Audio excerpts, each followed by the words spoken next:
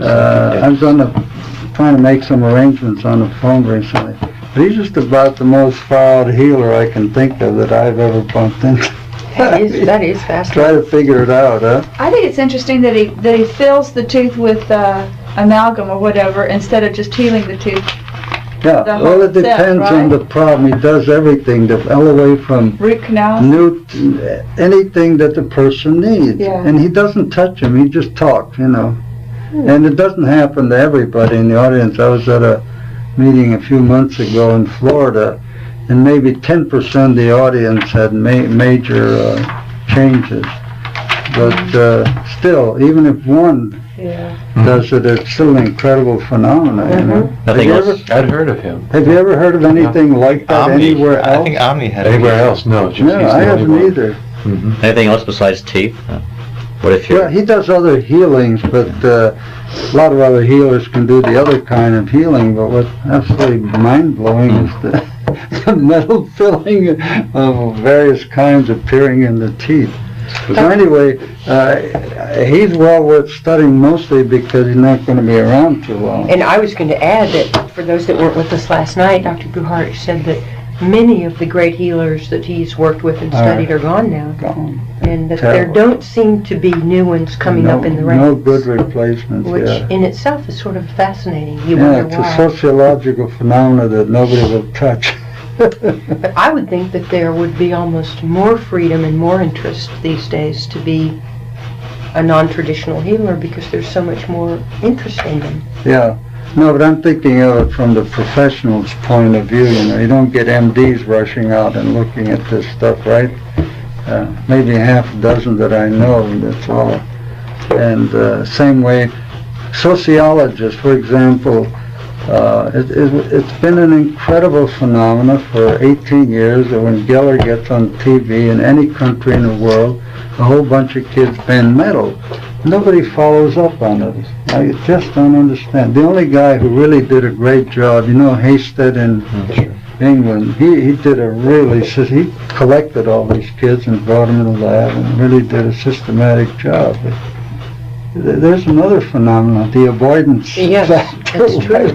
Why don't they want to get entangled in some real research? When you mentioned that no MDs were investigating it, you reminded me of one critical phone call that I have to make. I'll be right back, please. Okay, I'll wait. Go ahead and... No, I'll wait till you get back. I'll be very quick. No, I'll get the thing cranked up. And let's see what we got in the way. Was to review about 40 years of the kind of investigation I've been doing. And let me explain the motive behind my investigation. I can't say that I was interested in psychic phenomena per se. About 1948, I just finished my medical training, school, internship, residency, and I was pretty much in modeling brain functions. That was my field. And it was also the birth of the age of computers, if you can fancy that so recently. So we were modeling the brain kind of as an input-output electrical circuit, and a lot of people were doing that all the way from Norbert Wiener on down. But one day I met a couple. I was living in California at the Permanente Foundation in Oakland, and this couple told me about a lot of their travels around the world. And they said some weird words like, "Do you know what ESP is?" I said, "No, what is that?" That's how dumb I was, okay? I didn't know. And I said, "What is it?" And they said, "Well, it's, a person can be in one place and somebody can be in another place and messages go." I said, "Come on." I didn't believe it. Anyway, they were very persuasive, and then we got snowed in Maine in a snowstorm, so we were stuck together for a week, and they kept talking and talking, and finally they convinced me of one thing, that if they're right, then I'm all wrong in the line of research I'm going on. So I asked myself two basic questions. Okay, if this thing exists, which I didn't know, must have some electromagnetic basis, because you have to remember in the 40s that's all we knew is electromagnetic communication. A lot of other things had not really been developed. So through a quirk of circumstances, I was supposed to go in the Army in 48, and I didn't because of some medical things. And I said, okay, I got 2 years for free. I'm going to answer that one question because I don't want to spend away my life doing the wrong investigation. So my basic investigation, I don't want to go into all the details, was to answer those two questions. Okay, does ESP exist? And if it does, is it electromagnetic in nature? And I wound up in Maine. Let's see, I need a pointer. Anybody got a pointer? Here, I'll use a pen. You don't have an official pointer here? Oh, that's okay, I got one, thanks. So anyway, Left it at home. here was the strategy. The strategy was to get somebody who claimed to have ESP and put them in a Faraday cage.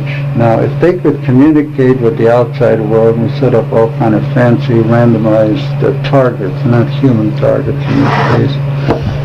And the idea was to build a Faraday cage, put them inside, and if they could get through, then two things would be answered at once. One would be certainly that their so-called ESP existed, but the most important thing was that it was not electromagnetic. So I don't want to go into all the details, but this is... So you didn't know about ELF then? No, You nobody thought the Faraday cage would block Nobody all knew. possible Yeah. electromagnetic... Yeah, ELF, well, we knew that neutrinos and cosmic rays, all kinds of things would go through, but they didn't seem to be very suitable communication means. And ELF was, to my knowledge, not known. It wasn't until a paper appeared in Poland somewhere about in the 50s or 60s, I forget, where this guy hypothesized that maybe these extremely long waves, is what they call them, would might be a communication means. So we went at it slowly, clumsily, over the years. Anyway, just to give you a quick idea,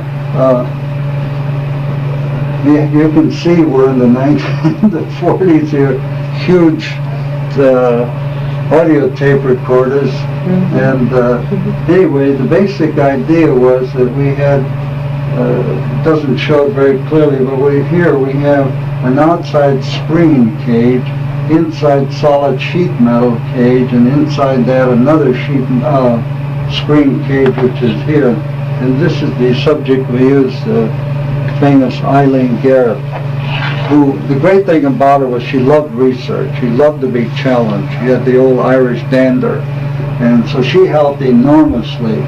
So basically, somebody, this happened to be myself, would sit inside the cage, and there was a system which, part of the long experiment, we had another building 3/10 of a mile away with an equivalent Faraday cage setup. And in the other Faraday cage setup, we had a pure random target which big cosmic ray pulses hit a detector, and she was supposed to tell when, that was her signal, that it hit the detector, and then we had a very precise time base to measure accuracy. But the reason that you're looking at three-walled Faraday cages is that we were testing, once we got past the initial thing that she could do it, we're testing the effect of fields across the cages. We'd just run up to 1,000,000 volts across the cages, inside or outside, and that did improve performance.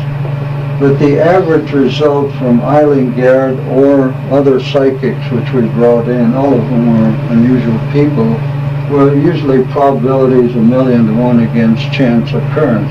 So that's the way we work the whole thing. Now, the next step in advancing this problem, this is just a quick picture of what the setup looked like. This plate here is the equivalent of the outside cage. This is the solid metal cage, and this is the screen cage. And there are various capacitance arrangements between the fields which are measured and marked. And this particular experiment was run with a 640 cycle oscillator, which is interrupted at 8.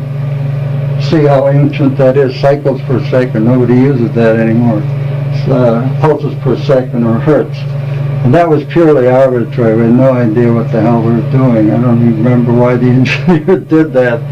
But anyway, in this particular setup, the pulse, as you can see, was across here to ground. And Eileen Garrett was supposed, and it was run by a random generator, was supposed to guess when the pulse was on and off again, same type of experiment. And I was convinced that, you know, this stuff was real. Now, William and I were discussing the type of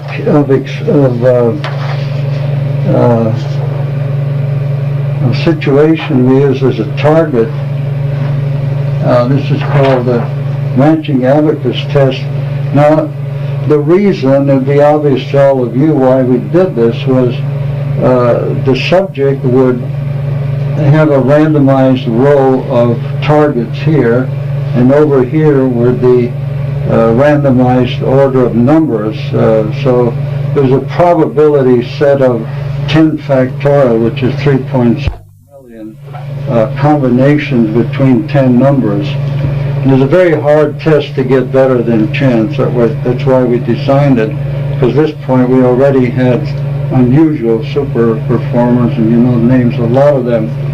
But the reason I had to design this was in working with Peter Herkus, his big thing was putting his hands on a photograph or anything that had human contact, even a graphite dot on a piece of paper.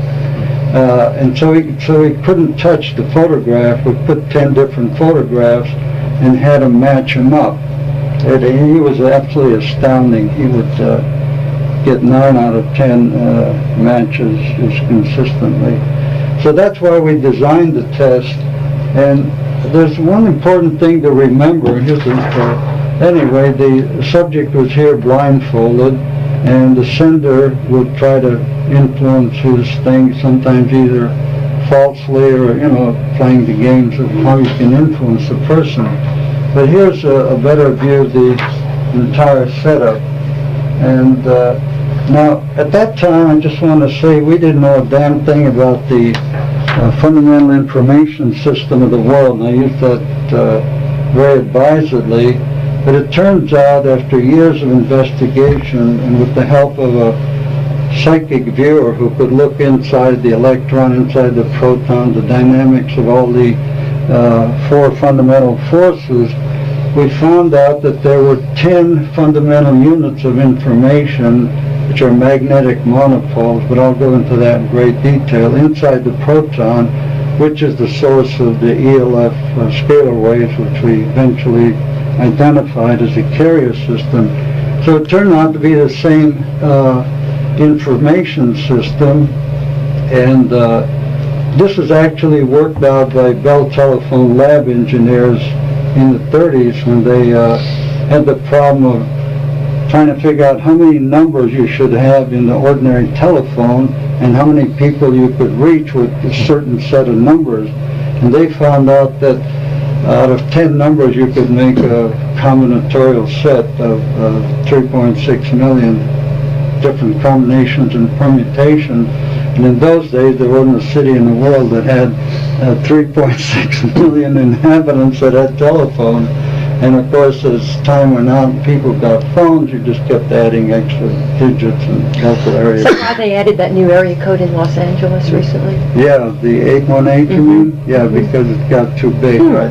So anyway, the interesting thing is, I went to the University of Wisconsin at that time, which had a numerical calculation lab, and they were able to work out all the statistics for us and the combinations and permutations, so that if you got a certain number of matches, you'd have a certain probability and so on.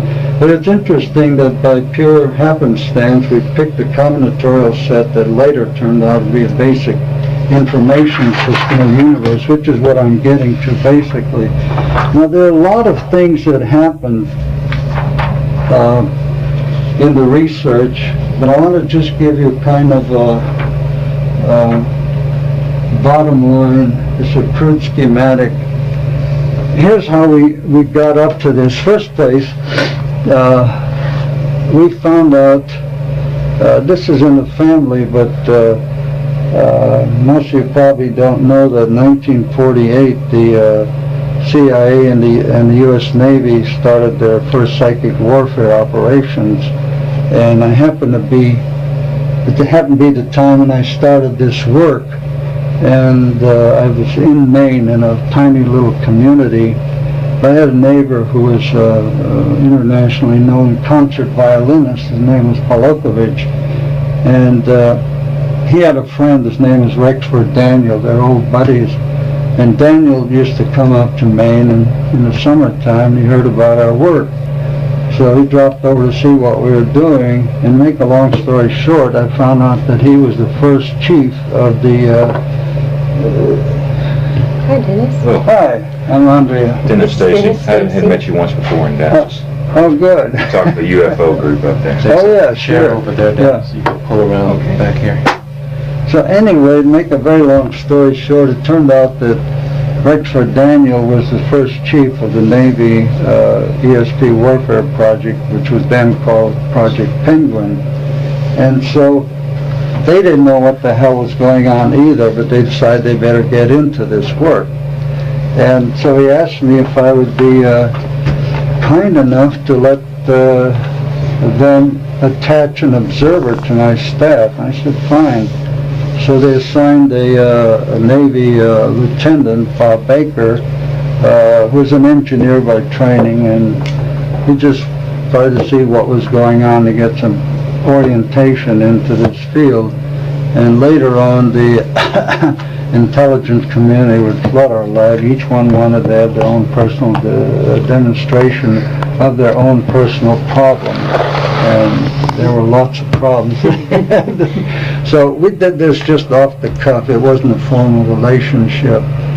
But Bob Baker was the one who, being a very good engineer, was interested in whether, besides playing with electric fields, which were the DC charges, and the electromagnetic targets, both of which were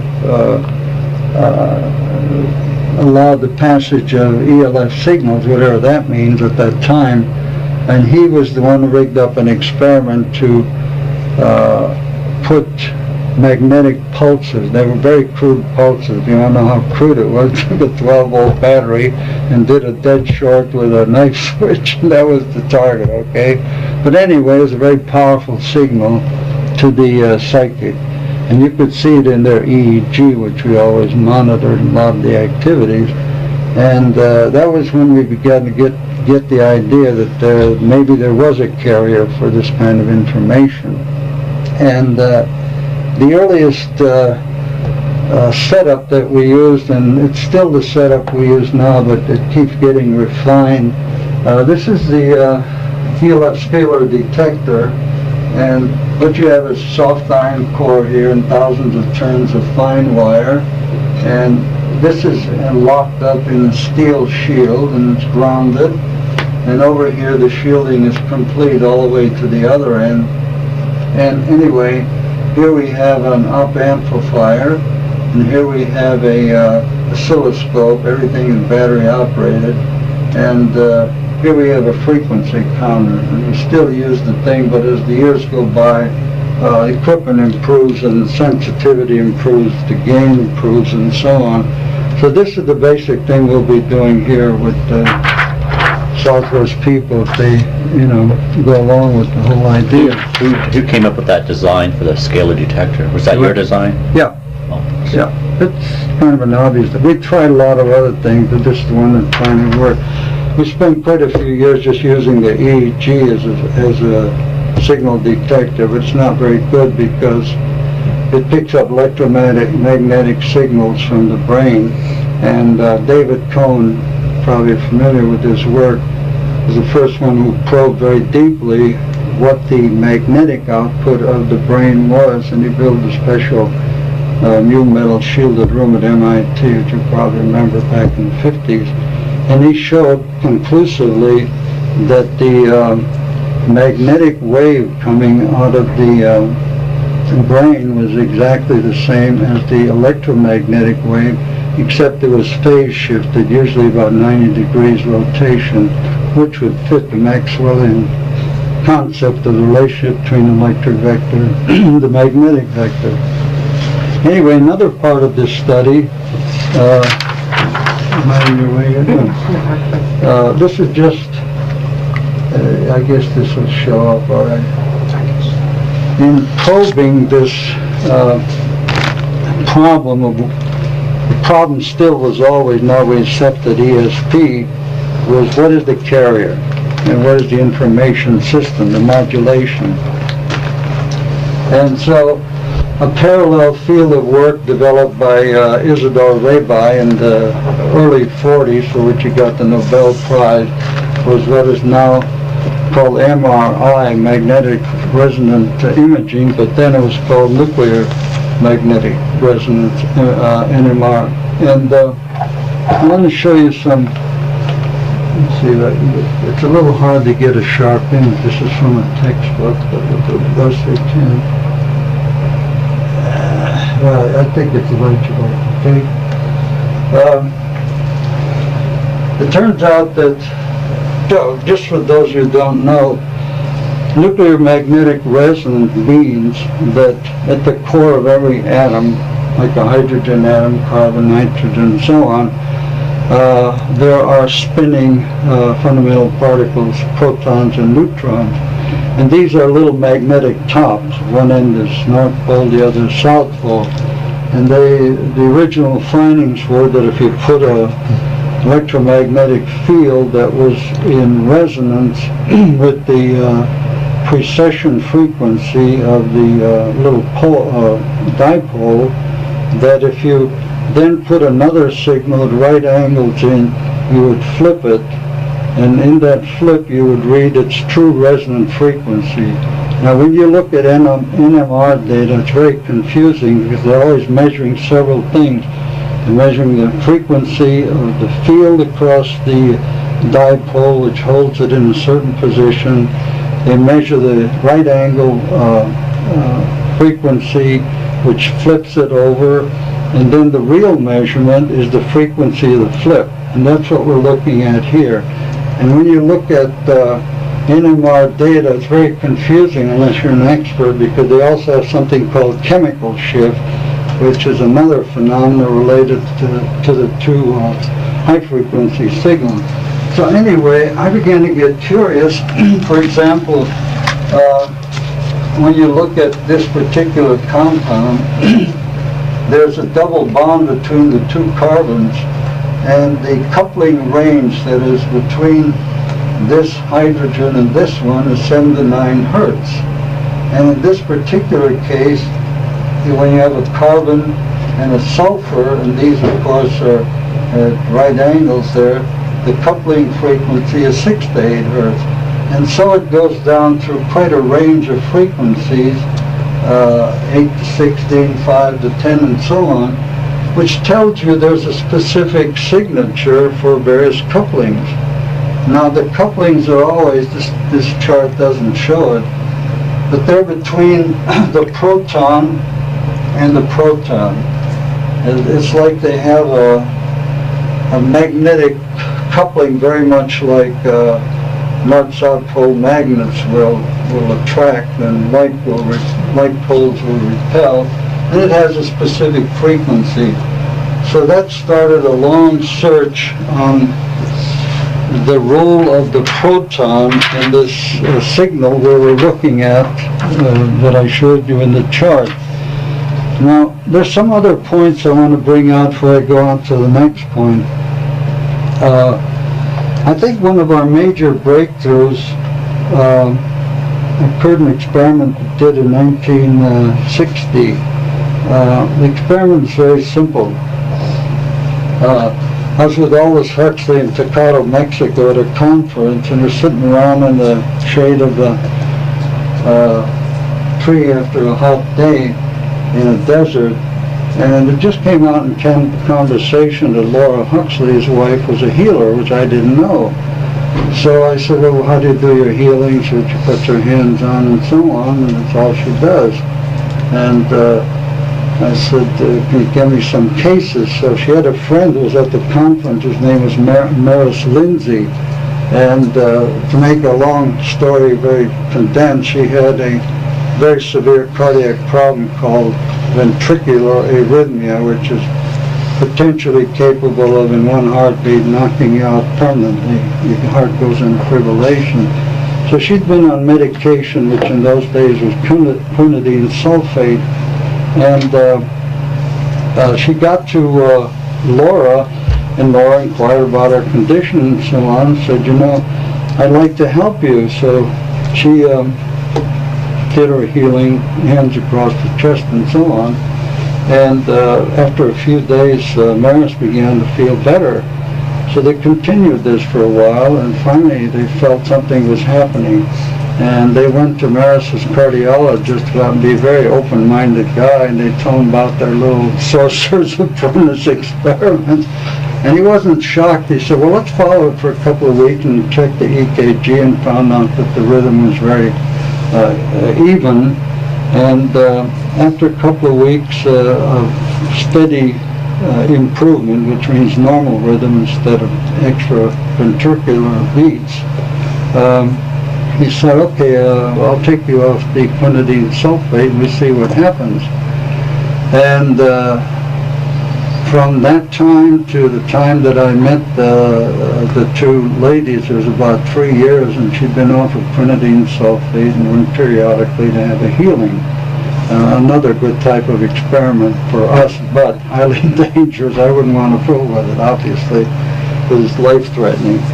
And so I said, okay, you know, simple-minded thinking. Here's an electrical phenomenon, heart. Maybe there's something electrical. Maybe there isn't, because we didn't know. Still, we were groping around with all these different possibilities.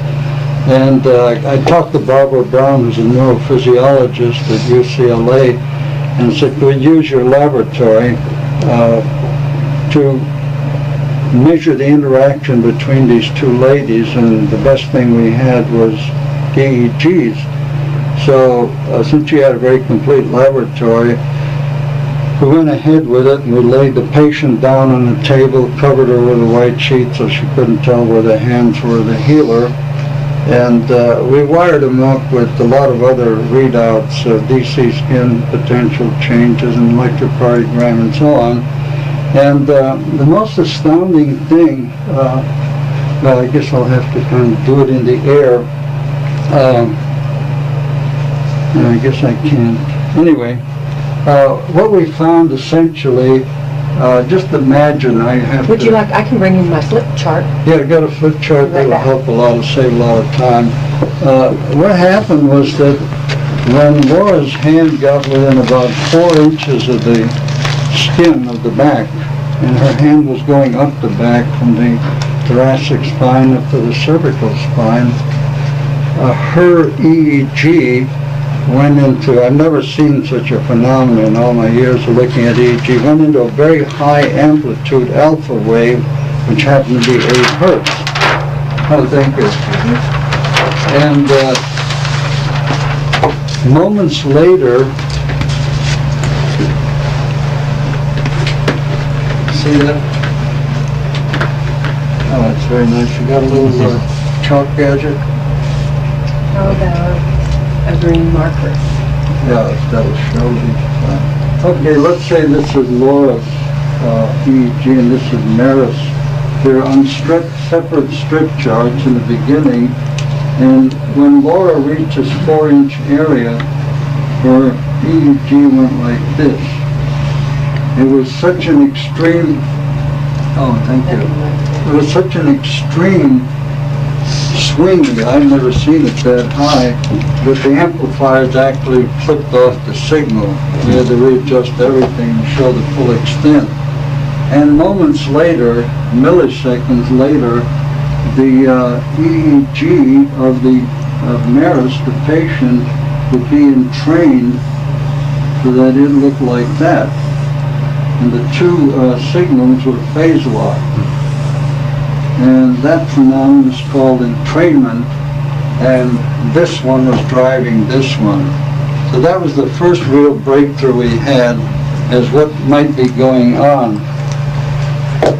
And the specific information was that it was in the alpha range, in this case in healing it was 8 hertz, and the instrument wasn't precise enough so we could measure better than whole numbers. We didn't know what the fraction was. Later on we found out it had to be accurate to 3 decimal points to get a certain effect.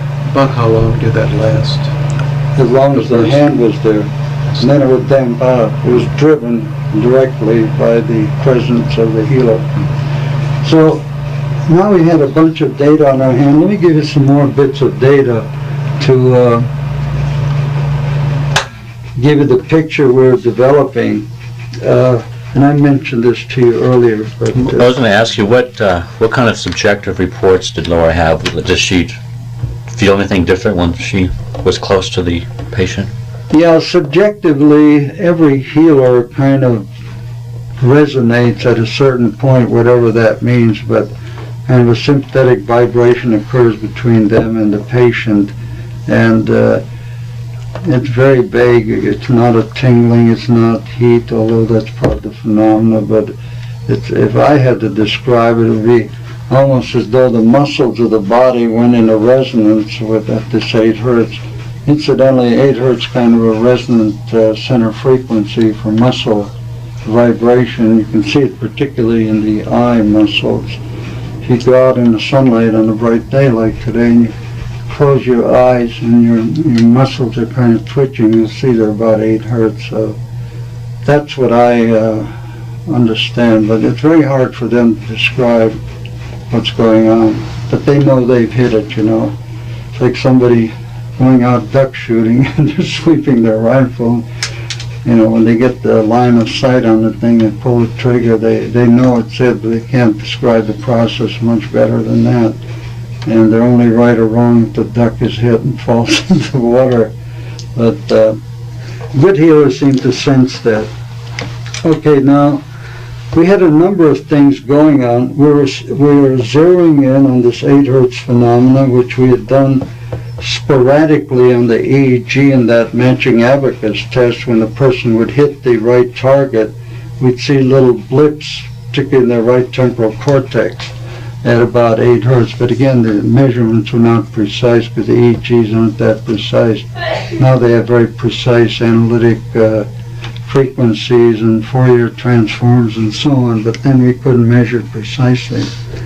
But one other experiment which is very important, as part of the work with Eileen Garrett, as I mentioned earlier, we wanted a purely randomized target, and the best one we could find at that time was cosmic rays, because when a cosmic ray hits the Earth, the incidence of the next one is totally independent of the first one or the succeeding one.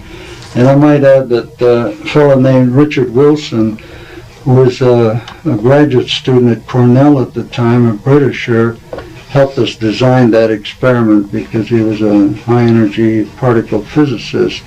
And he happened to survive that kind of association with us, and now chairman of the Department of Physics at Harvard. Is that the same Wilson cloud chamber phase? No, it's another one, yeah.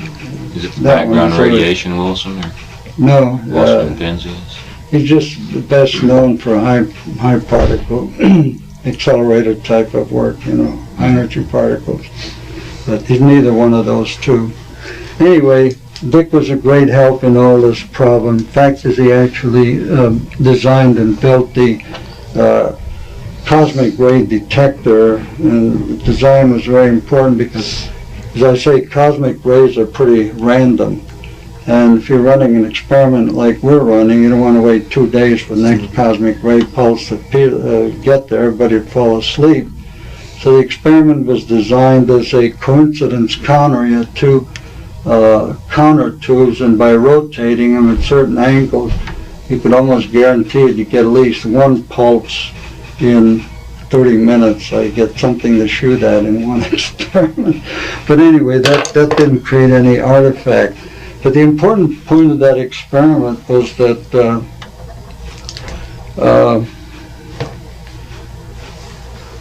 If I can Sure.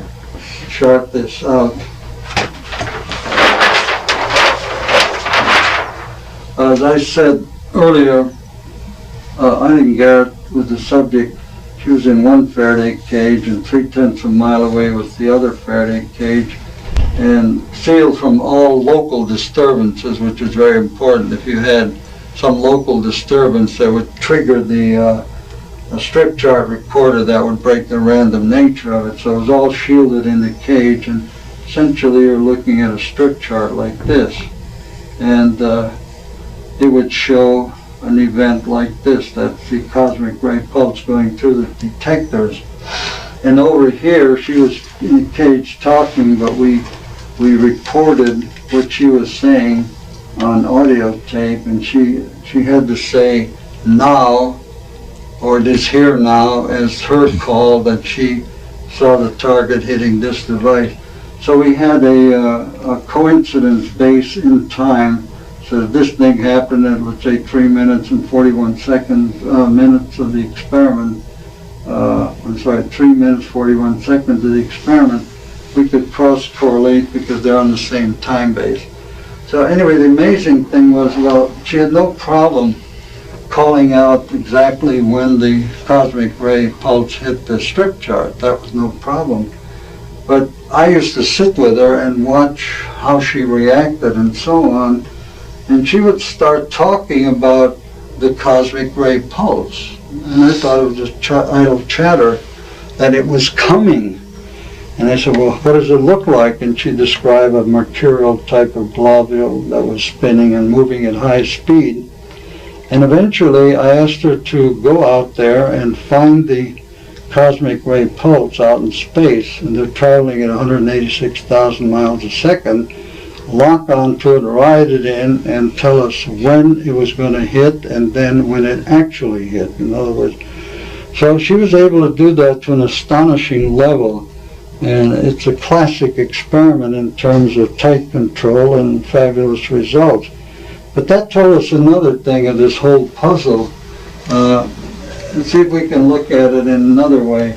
Let's say that we have here an axis. And this is time, and this is now, and this is the future, right?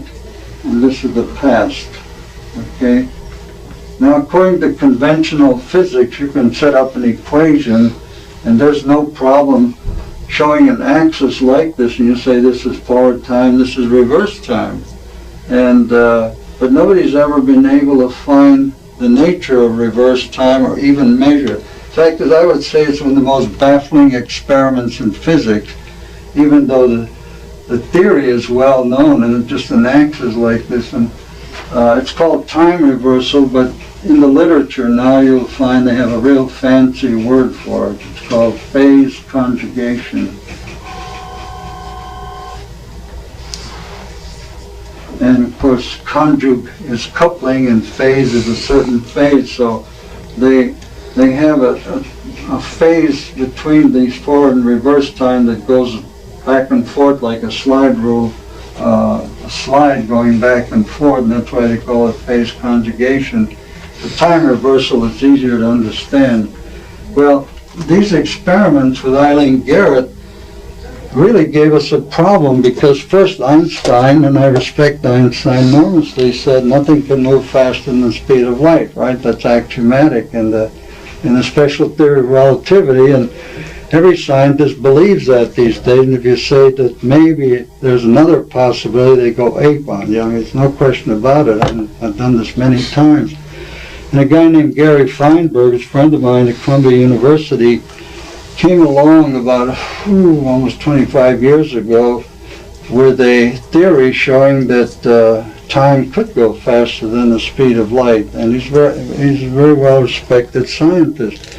And what he said was very simple.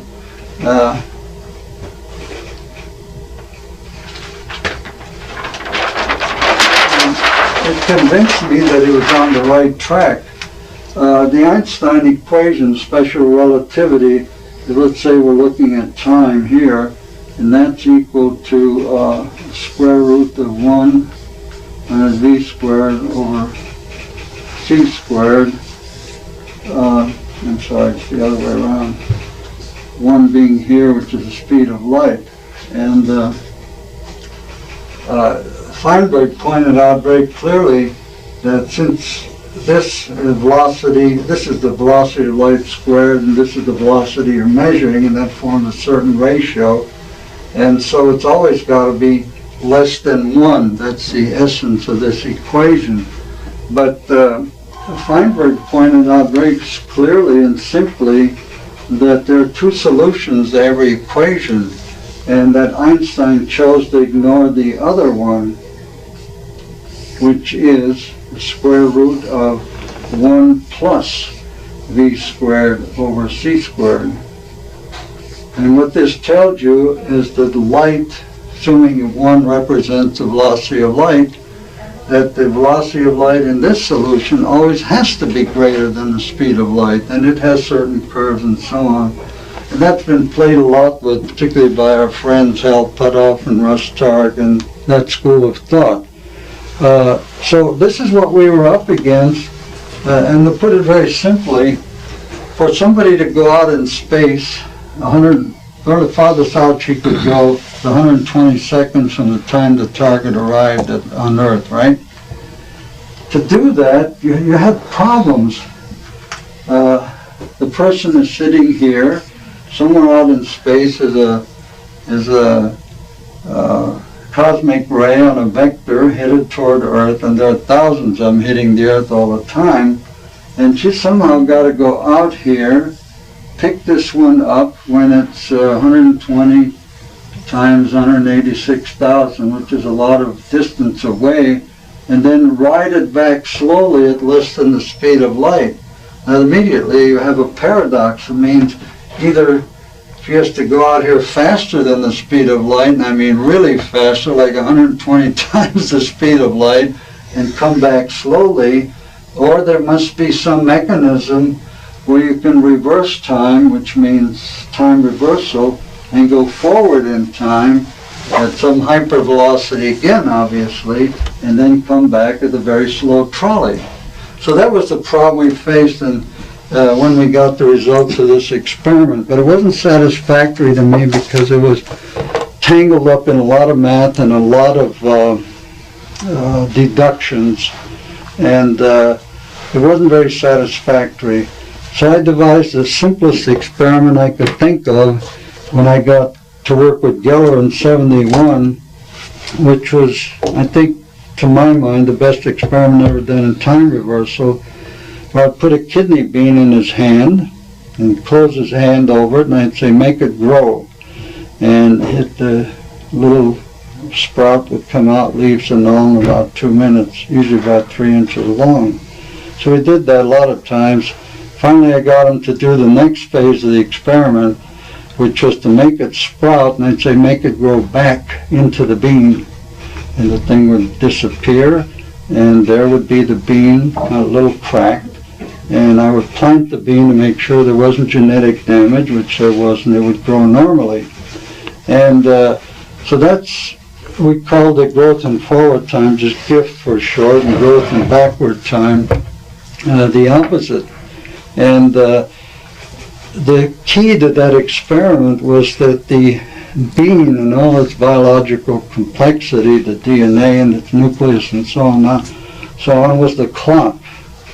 And to me, one of the best methods of measure, well, no matter what you measure, you use a clock. I don't care whether it's an electronic clock or a mechanical clock. And you know, Einstein belabored us to death with all the mechanical clocks. They went at a certain speed, they would shrink, time would go slower, and all that stuff, you know. Those are mechanical clocks. But the point is, all clocks have some mechanistic aspect, even if it's a cesium clock or one of the, you know, that puts out pulses. So anyway, I was convinced that time reversal was real. And so I began to do a lot of experiments on the phenomenon of time reversal, which I won't go into because basically the experiments that we eventually wound up doing started with Peter Herkus and then later on with Geller, was that Peter Herkus could be pushed into the future and predict events. I'll give you one typical example. Peter was working in one of those Faraday cage setups one day, and we had not started out to do a real precognition experiment, but he suddenly blurted out, and everything was tape recorded in time, that within 24 hours there would appear, and in his bad English, Dutch, he said there would be an Erdball. That means an earth ball. And what the hell is an earth ball? I didn't know what it meant.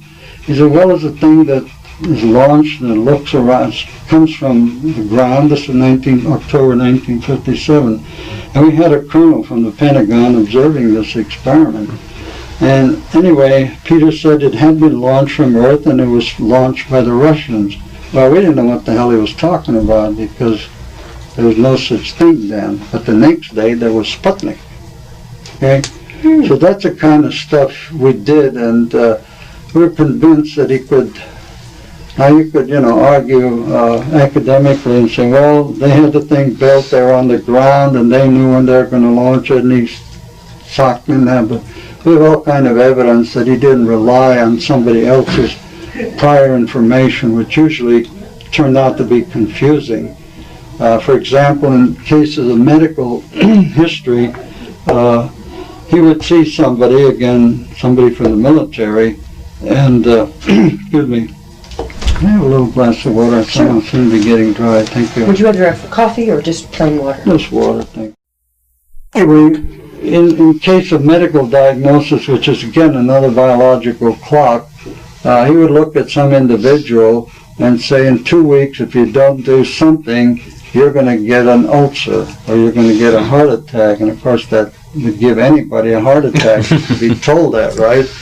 And but anyway, we followed a lot of those cases, and they would go to their doctor, and the doctor would check them out and do all sorts of preventive things, but nevertheless they would get the heart attack or the ulcer, but it was mitigated by prior care, you see.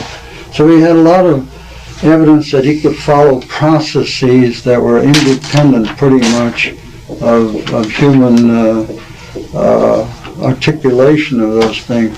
And this holds for areas, you might just as well know that he was so astounding. In 1963, I took him to the CIA and convinced them by their own tests, which were geopolitical or military, that the guy could see in the future, could reconstruct information from the past.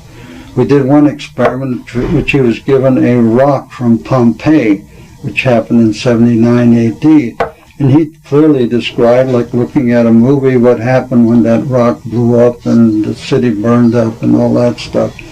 So he could, you can't measure too far in advance, as you all know. Oh, thank you. There you go. Sure, I hate In to sit psychic away. work in advance, because you'd sit around forever for a 5-year prediction, right, or a 20-year prediction.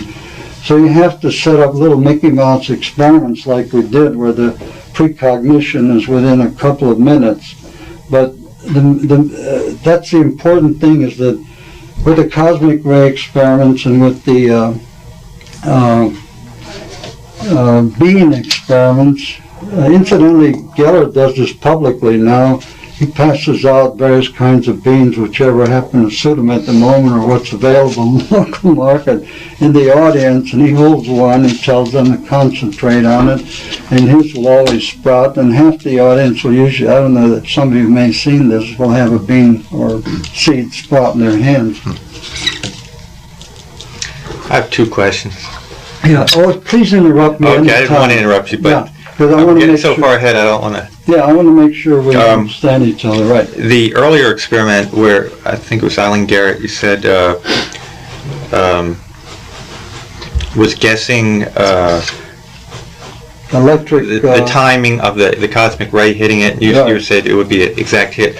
What was your criterion for calling it hit? In other words, it was a minute off, 10 seconds off? Yeah, in the window. statistics, because of human reaction time, you know how people say, well, we gave them 10 seconds before or after. That's the criteria for a hit. And what was the average, Inter-ray interval? yeah, your average inter-ray and standard deviations? I Have a have feel. to have the statistics Do with you have me. any feel for, I mean, did one come about every half an hour, or did one come every 30 seconds? 30 minutes? The average incidence of, and then I'm doing this from memory, remember this was a long time ago, I didn't bring the statistics with me. The average incidence was about 3.2 minutes of a cosmic ray averaged over hundreds and hundreds of trials. As I say, we could adjust the angle of the coincident counters to get either less targets hitting the detector or more. And sometimes we're kind of impatient, want to see more results. And once in a while there are cosmic ray bursts that, they come in a big hurry.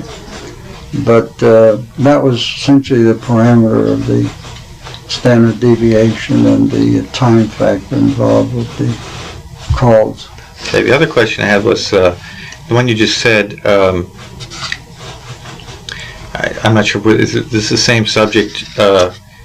Yeah, this must have been the same one where you said she would then call ahead a couple minutes, and you were speculating about going out and following the thing in. Yeah. It seems to me a more parsimonious explanation, which wouldn't involve all this theorizing about thinking and faster than going out faster than light, is that people just seem to be able to precognize events that they get feedback to in the future.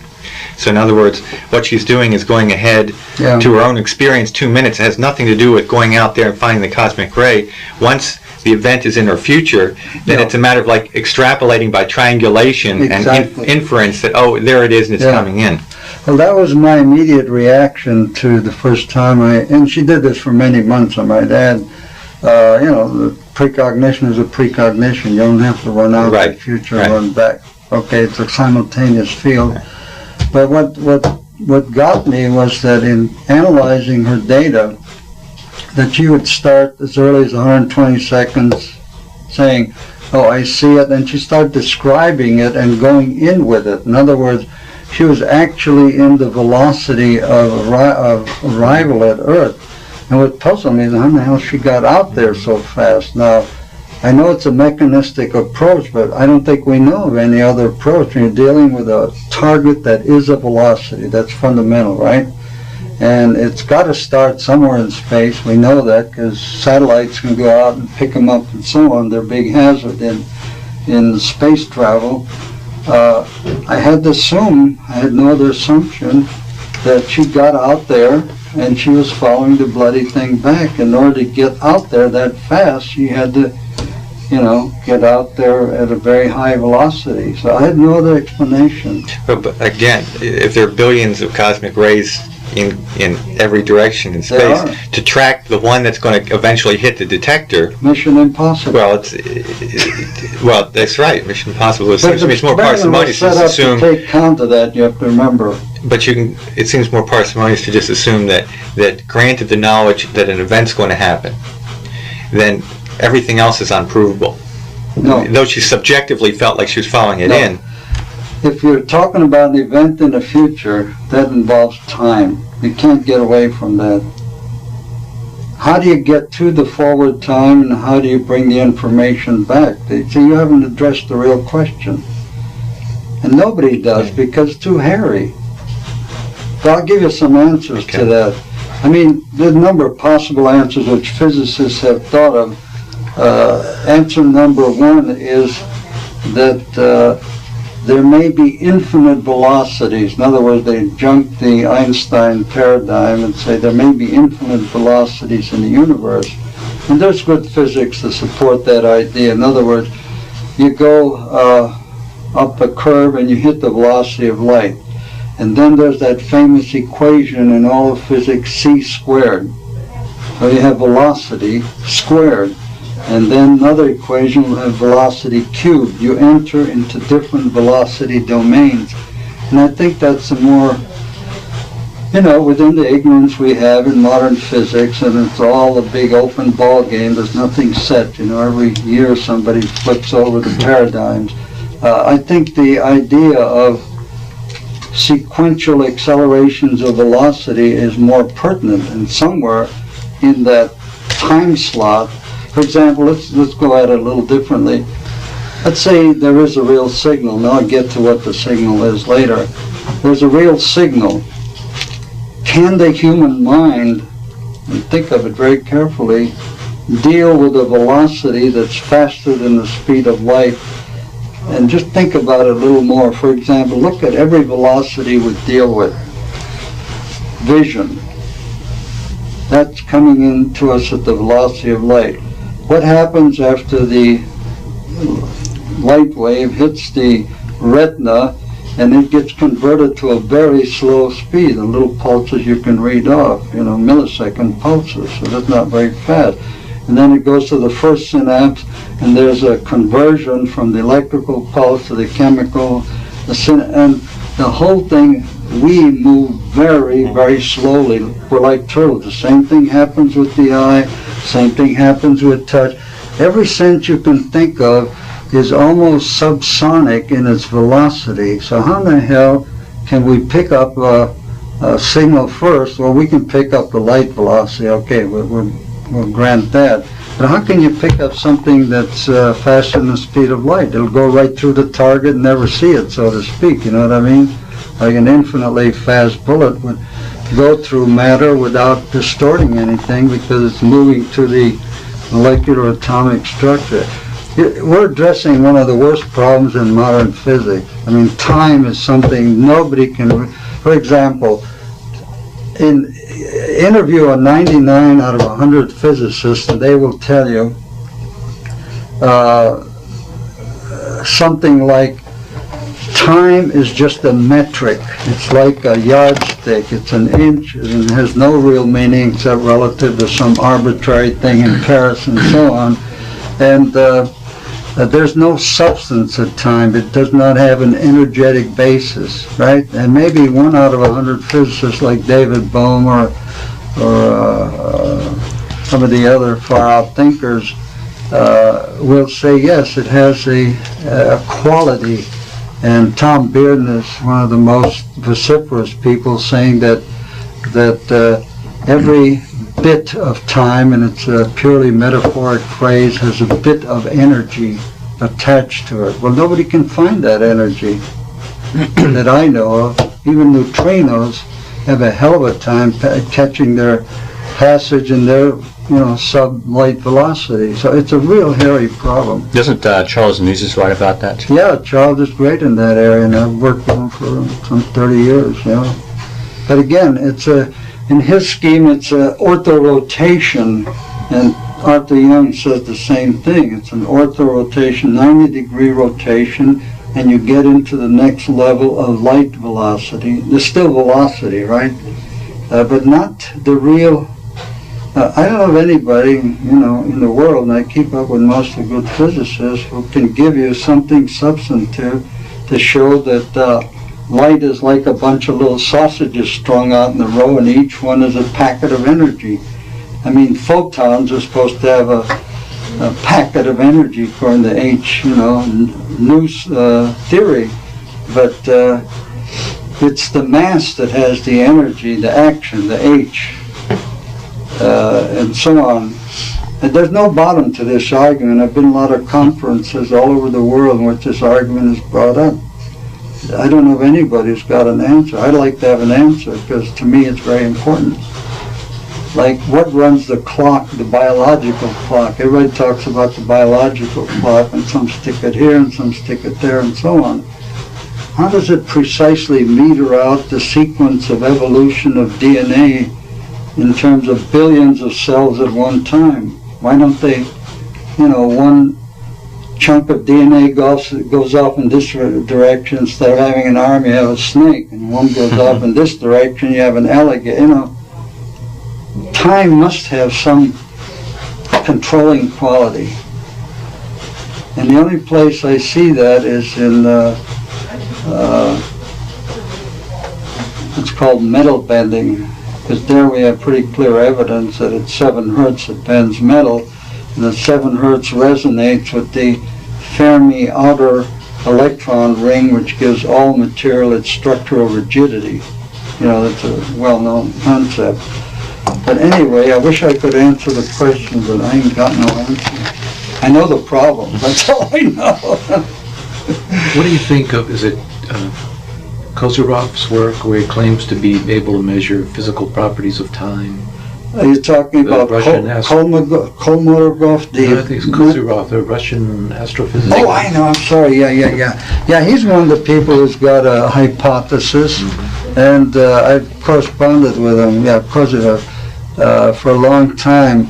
And what was his proof? I've forgotten at the moment. It's something... Yeah, he's measuring positions of stars or something like that. I and forget the what light it was. Behaves differently at different times. Yeah, it's a good approach, but Yeah. there's no final solution. It's like While you're his talking weight. about that, I don't know whether you're aware of it. I read about 40 scientific journals a week. That's why my head is full of garbage. But there have been a number of experiments reported in the last year in which one telescope looks out into space and it sees a binary star system, and this one explodes. And then they have another telescope looking at the other part of the binary, and they measure the velocity of transmission of light or radio waves, depending on what they're looking at. And they find out that this signal goes out at less than the velocity of light, and this one goes out as fast as 10 times the velocity of light. And most of those articles are in Nature. So that's the first measurement I know of, which does it, artificially by triangulation, that there is a velocity faster than the speed of light. And physicists aren't talking about that because that's one of their idols, is the constancy of the velocity of light. That doesn't answer our question at all, but it just says, if you follow all the scientific arguments from A to Z, and the triangulation is valid since Pythagoras, you have to re-examine everything when some of these new ideas come up. Are they accepting that the measurements are Yeah, valid? the measurement. Well, then what are the 99 out of 100 physicists that don't believe that? Well, they haven't read it, How many physicists read 40 magazines a week, It's hard to keep up with physics. Have you ever tried? I mean, madness, There's stuff coming out of the ears of everybody. But the fundamentals are still, fundamentals in all of science, let's face it, we're all scientists, it's very shaky. Somebody said it gets accepted, and it's like a pontifical statement, then it goes on, till some wise guy comes along and pulls the rug out from under the idol. That's science, right? I mean, we all love it. We love to see old idols crash to the ground. Okay, now I want to get on with this discussion. I had enough data at this point, and when I say this point, I'm saying 1972. These experiments are running from 48 to 72. And we were tampering with some of the fundamental sacred cows of physics all along, which parapsychology always does, right? When they have a good clean-cut experiment. Nobody can explain it physically. And I didn't know what the hell was going on. And I must say that in the 3 years of experiments we did with Uri Geller in 22 different universities, there's ample proof from many laboratories that Geller could dematerialize an object in front of you and make it disappear. And that he could teleport an object and could be recorded, and it could materialize somewhere else. Now that's pushing the mind of parapsychology and physics and everybody else. And those experiments, incidentally, were done at London University and at SRI. The stuff at SRI was all classified, and unless you know Hal Puthoff or Russ Targ or Ed Mitchell or somebody who was there, you won't know about it. But that was rather spooky to the establishment, shall we say. So, having this much information, I knew that I lacked the fundamental, which is theory. Yeah, go ahead. Well, Russell and Hal publicly will say that there was no documented PK. That's a party line. That's the party line. But that's bullshit. Right. They I was say there. the ESP is, Oh, ESP document is and so on, okay, yeah. but they never really observed under tight conditions physical effects. Do you know any of the experiments that were done? I've Did they ever I've te- heard about all did they sorts ever of tell you? experiments. Did you ever see an experiment where you had control, where the experimenters had control over whatever the object was in a way that Uri couldn't handle it, and then you witnessed it? I'll give you one example that'll answer all your question. The experiment was to see if Geller could dematerialize an object, materialize it, and teleport it, okay, all in one set. So we decided that the simplest test would be to take our noble astronaut, Ed Mitchell, without his suit, and give him a sealed briefcase, and there was a clock in there. Nobody saw it except the guy who put it in, which was Hal and Ed Mitchell. And the briefcase was a locked attaché case, and Ed sat with it under his legs here, like nobody could get at it. There was a little room like this, and there was a platform here, and Geller was supposed to dematerialize the clock. It was a stopwatch, we found out later. From inside that case, without any change, and make it fall on the target here. There's a dirty experiment, right, for the poor guy having to do it. And there was one Aeroflex camera over there, 16 millimeter. There was one over there, and then there was an overhead video camera. And we sat around, and Geller kind of puffed and huffed. He was observed on both sides. The camera observed him. Everything was observed by the camera, okay? And at one point, all of us saw this thing come out of the ceiling and go crash, but it made a soft landing. I might add the table was glass. No damage to the glass. Later analysis of the experiment shows that all the data, everybody in the room was continually being monitored by the 3 cameras. But the moment that the watch came down, okay, camera A, 16 millimeter Aeroflex, was disabled. It never recorded the event. Camera B, Aeroflex, was disabled. It never recorded the event. The only thing that recorded the event was the overhead electronic camera. And what you saw afterwards, and we all saw the film, was that into the field would come like flashes on of a film where every third frame was missing. And so you'd see the thing chatter in here, and then a gap, and a chatter in here, chatter in, and finally when it got here, there was the clear picture of the thing. Now, why did the 2 cameras... When you said they both failed, what kind of failures were they? Well, that's what I was just going to get to. How did they fail, and did they both have the same failure? Yeah, okay. Now that was a puzzle, especially they had a professional cameraman who knew his business, right? He said, oh, damn, I never saw a camera doing that, blah, blah, but they're mechanical cameras, they're not electronic, right? So the guy takes the cameras back to the dark room to take them apart and see what the hell happened. When he took them apart, swear, both drive sprockets had disappeared from inside the camera, but the film recorded the event up to the time this thing started appearing in the other camera. The drive sprockets were found in a 16 millimeter film can inside the darkroom lab.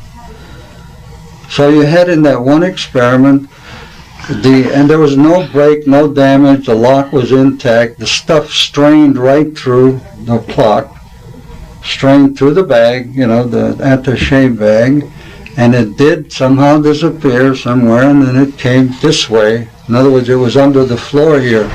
Now this is a standard classical experiment they did in many different variations, and the reason they classified, and I say they as the CIA, was that Geller scared the shit out of them, pardon me for the language, because when he would do one of these things, whether it's an anti-gravity experiment, whether teleportation, whatever it was, I didn't know it at the time when it was going on. There was a computer lab upstairs at SRI as part of the ARPA network. It was just being developed and very, you know. George Lawrence was there? Yeah, crude stuff. Every time that Geller would do something major, computers would be down, the power line would blow up, something would go. It was different in every case. and a flood of colonels came from Washington, and they got panicky when somebody correlated, I don't know who it was at the moment, that event from Uri would cause the breakdown then, because both ends were clocked, you see. And we had open discussions about it. He said, Jesus Christ, the language is pretty foul, you know. He said, this guy could walk past one of our defense installation where everything is on tape. You know, somebody pressed a button in Washington and all these tapes are activated and the missiles are armed and, you know, the whole thing. And Secret Service came to me specially. I'll never forget the session. You know, nice guys with their Kmart suits and all that stuff, looking like little wooden soldiers. They said, you know, what we're really panicky about is that Geller might trigger the hotline between Washington and Moscow, and that might trigger World War III. And they said, do you think he'd do it? I said, I don't think he gives a shit. If you just pay him, he'll do anything you ask him to do. Maybe somebody will pay him enough to do that. I said, it's too late, because by then we had taken Geller to England and Norway and Sweden and Denmark and Finland, all the, you know, Baltic countries. And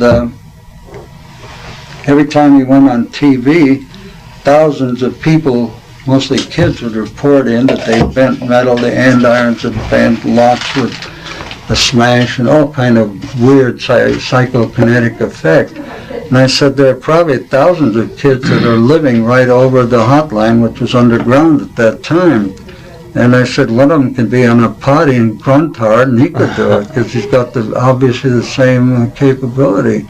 So I think that that convinced them that it wouldn't be wise to murder Geller. I mean, they were really serious about murdering Geller and getting rid of him, because they thought there was only one guy on the planet, and, you know, if that's the cause of disease, let's get rid of him. You know, that's a military operation.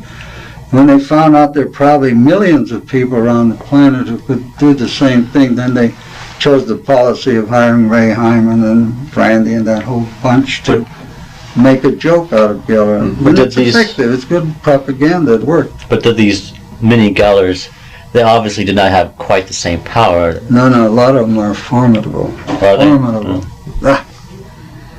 A lot of them work for the governments of the countries they're in. Every country's got major psychic warfare operations. Absolutely. Guaranteed. And I think we have one of the best, frankly. Israelis probably are second best. They don't have the resources to pour into it that the U.S. does. And I don't think Russia's as high as all the propaganda leads you to believe, because I spent a lot of time not in Russia. I've been in Russia, but I've talked to a lot of the psychotronic people in all the satellite countries, and I can tell their minds are way low on the totem pole in terms of its potential. Yeah. I saw the tape of you and Marcello on the Geraldo program. And You saw that? Yeah, I have a copy of it. He asked you an interesting question, which is, if there's this big program going on, how come we, who are supposed to be the professionals in this field, A, don't know about it, and B, if it's true that there's these other people, professionals, that are doing the important work, then that makes us really not the professionals in the field. These other guys whose work is classified are obviously doing the cutting-edge work. Very good. Why don't we know about them? Well, how much time do you spend in Washington? How much time do you spend with the military here locally? You know, Brook, all these places. You've got to get into the inner sanctum. For example, the Army has a very open program on this stuff, and you probably heard about that part. They started out with working with Geller and were convinced that metal bending under their conditions was correct. You know, true. Now, the Army happens to be pretty huffy about the CIA. They don't like the CIA. They don't deal with the CIA unless it's necessary. The Marines will, the Navy does, the Air Force does. So the Army set up its own program, but they had a different goal than most people. They wanted to apply these abilities in combat, okay, not in intelligence. Big difference, right? And if it's in combat, that means they'd have to train soldiers and would leak back to the hometown, etc., etc. So I don't know whether you're aware of this, but I know all the personnel involved. The chief of intelligence at the time this happened, about 8 years ago, was a lieutenant general, and I can't remember his name at the moment, but he's the brother of Lee Marvin, and he looks like Lee Marvin, but Lee Marvin is a stage name, and he has the old German name. Anyway, he set this thing up, and I worked closely with his ADC, Colonel John. And what they did was the following. First, they had to get approval within the Pentagon. And they liked the idea of firewalking. Because why? They have a lot of deaths in tanks and gun control towers and all kind of places where people die because they get panicky when there's a fire. So they took a bunch of GIs and, got these guys who are professionals. This is public knowledge, nothing secret about this, and got them to learn how to walk on coal. You've probably done it yourself with one of these things that people do. And then, you won't believe this, but that's a true story, they got about 30 top generals in the Army. They didn't fool with the Marines or the other agencies. And they taught them how to walk on hot coals. Now, can you see these bunch of tubby little guys going over the hot coals? But they did it, and they got consensus within the Army that this is a good thing to do. They also sponsored all the metal bending parties. Jack Hawk, he does it on behalf of the, and Eldenberg and so on. You're not talking, when you said Colonel John, that's not Alexander. Yeah, it's John Alexander. I didn't want to, Everybody. Oh, he's written on the topic. Huh? I mean, he's already published on the topic. Yeah, he's public about it. And he was the ADC to this Lieutenant General. I can't remember his name. Okay, there's a different Lieutenant General. No, Besides. this is John Alexander I'm talking about. Oh, okay. Yeah, Colonel John Alexander. Well, he's not the other Lieutenant General you talk. Oh, No, Colonel the Alexander. Lieutenant General Oh, I see. is one guy, and he's the brother of Lee Marvin. Oh, He's got an okay. impossible German name. I Oh, can't okay. remember. All right. But what happened then, this is all public stuff is the point. They were training people to do walking on fire, to do PK metal bending, because that's good stuff you should have if you're a soldier, right? And that was open. And Delta Force out at Harrisburg, Pennsylvania was kind of in charge of the whole thing. But now somewhere you should have heard about that, because that's all over the place, You could call up, Colonel John Alexander, and he'll tell you about Bending it. parties all over Washington. Yeah. My main experience with John Alexander was a PK party he and Jack Halp gave that I taped. And the best thing I got on tape was John Alexander bending a spoon behind his back. And when I showed him to him, he was pretty embarrassed. He didn't want. That's cute. But his justification was, well, you have to prime everybody. Well, that's what to they cheat a little always bit say, to prime them. But I never saw anything in any of those parties. But the way they prep them, just so you know, the full mechanism, they get somebody who's a surefire metal bender, and he watches the audience, and he'll do it, I don't know whether they must have done it at your meeting. He'll just hold it up there and it'll bend, and everybody screams. I've been to about 4 different PK parties, and I've never seen anything. Well, but I've seen a lot of I've been to lot of white 20 of knuckles. them. I've seen a lot of white knuckles. But I mean, the ones I've been to are Yeah. like at You've never tried metal conventions. bending yourself? Yeah. It's easy to do. Oh. You can't do it? No, but I'd like to see a demonstration today if you can do it. I Well, can't. no, I'm not here to... At these parties, they're also very good at photographing all the participants. Oh, especially sure, the they've got a successful complete ones. dossier and Dossier, everybody all is the there. successful And ones. most of the parties, just for your information, are not the ones they do around conferences like Jack Hawk was out at the Home Life Expo last week when I was there, and he was doing his thing. Most of them are done in Washington with government officials to convince them that this stuff is real. And the only way anybody can be convinced is if it happens to you. But as a psychologist, I've observed this, and I don't think I've ever seen PK, but I have seen something. Well, I mean, I don't know I'll tell where you what you've I've been. seen. I can... But I'll tell you what I've seen. Yeah. What I've seen, and I've seen very reputable people bend metal, or think that they bent metal, and I watch them very closely, and I saw them bend metal, but what they were doing was applying force. Yeah, and well, I that's think crooked. That's not no, it's legitimate. not. But the point is, when you get into an altered state of consciousness, which I think what these group minds. do, yeah. I think you alter your state, you disassociate with your body, and what happens is you do things that your mind doesn't realize your body's doing. Yeah. And so you come back, and when you come back to your body, you find it's a bent object. I'm not saying the PK doesn't exist, but I'm saying there's a lot of garbage mixed in with it. No And Jack question about it. Houck will dump a pillowcase full of spoons in front of you. cool, They'll all right. be bent. 99% of them were bent by force. Well, not necessarily. But the because- point is, he doesn't tell you which are which. No. And he can't tell which are which. No, what you say is true, but it's not the whole story. The good experiments, do you ever see John Hasted's book on metal bending? I mean, he did the most classic experiments in the world. Made a glass bulb with a little hole big enough to admit a regular clip, a paper clip, and usually use iron. And he got all these kids that had reportedly done this stuff into the lab. And I've been to the lab, I've seen the photographs, I've seen the kids. The kids do this, they drop the paper clip into the glass bowl, which can only go through when it's straight. If it's bent anyway, it won't go through. And as those things fall, they will start bending. And one kid can fill that thing with 50 or 60 paper clips, and they're all tangled up in a, did you ever see that work? I mean, I've seen the book. and then work beyond that. I'm talking about classic laboratory work. You're sealing metal in glass tubes, which are fire closed at each end. They're not the rubber cap, screw cap, and the object is put in there, and the psychic can do anything they want. They can press, they can puff, and they can huff, but they can't do anything. If they do, they'll break the glass if it's false. And the stuff disappears from inside the glass. And that's what really got the military scared.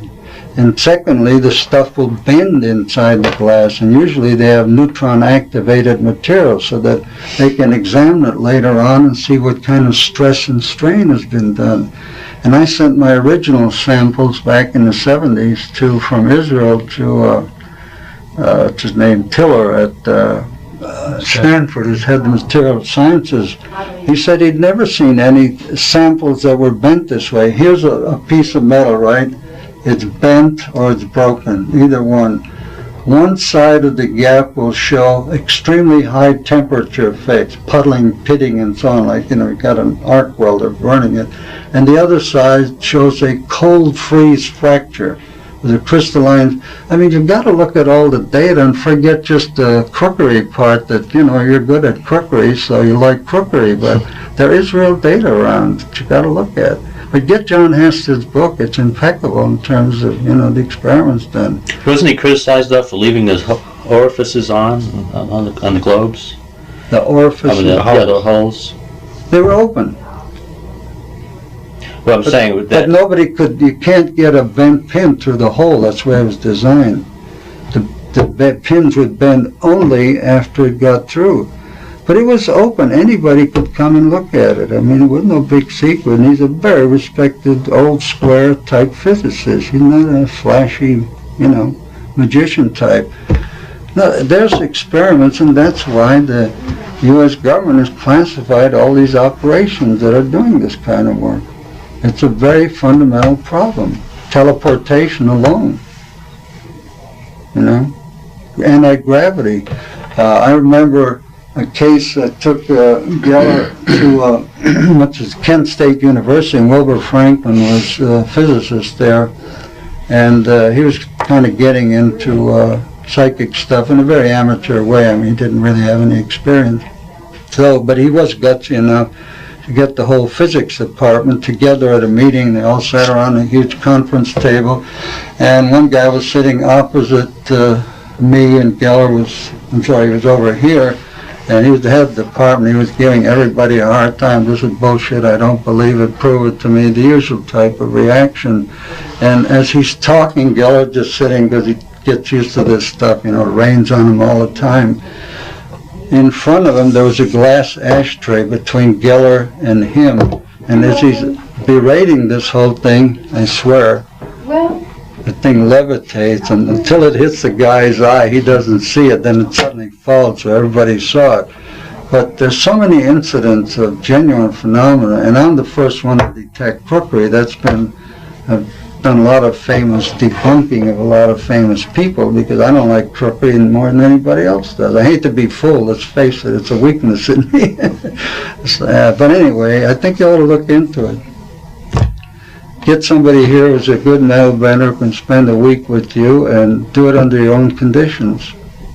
And learn how to do it yourself. Well, No, I mean, I've it's very been in the field important. 7.5 years. I've never seen anybody bend metal, But and that I've been doesn't here mean- 3.5 years, and I've never had anyone claim to be able to do it in my laboratory. One person recently called, and he was real excited, and he says he was doing all kinds of stuff. And the first thing I said, send me a videotape, because he said he had one. And as soon as I asked for something tangible, he disappeared.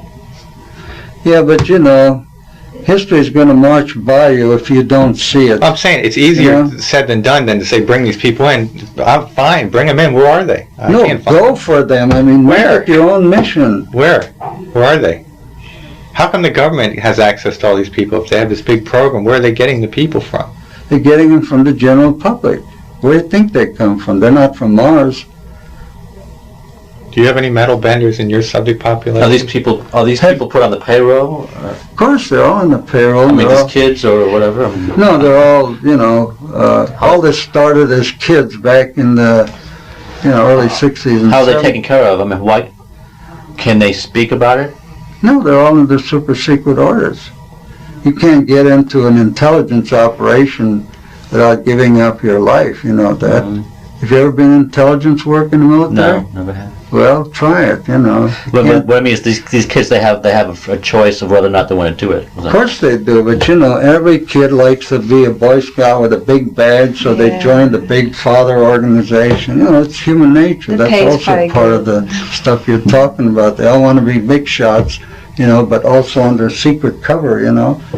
But don't you know any of these psychics who work for the government? Holy Christmas. I know hundreds of them. Where's Yuri right now? He lives in England. Yeah. Do you still stay in touch? Sure, you have to. But the problem with him is, he's the chief of psychic warfare operations for Israel. And their security is so tight that he can't fart without their knowing it, you know.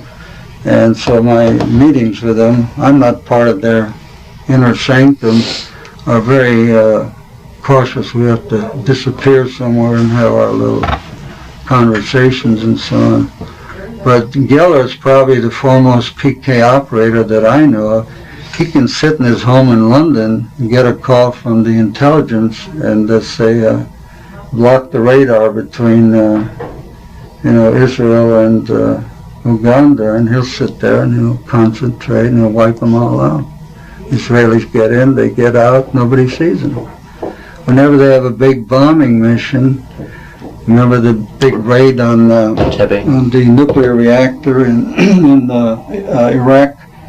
Israelis came and dropped the bombs right down the chimneys. Nobody saw them come, nobody saw them go. Uri joins every raid like that, and when he's in the plane with the lead pilot, the pilots and the rest of the formation can all talk radio. Nobody can hear him. Radar doesn't see him. He completely blocks out all radar. And this is everyday operational stuff. Very important to know about this. And that's only the beginning. The missile goes up, Geller can disable it and make it come right down. If there's a bunch of missiles, and I've gone through all these exercises with them on the Turkish border where the Russians have a lot of hydrogen bombs, he'll just concentrate and disable one of them. And what he does, we've examined it, he pulls out a vital fuse in each one, it won't fire. I mean, that's warfare today.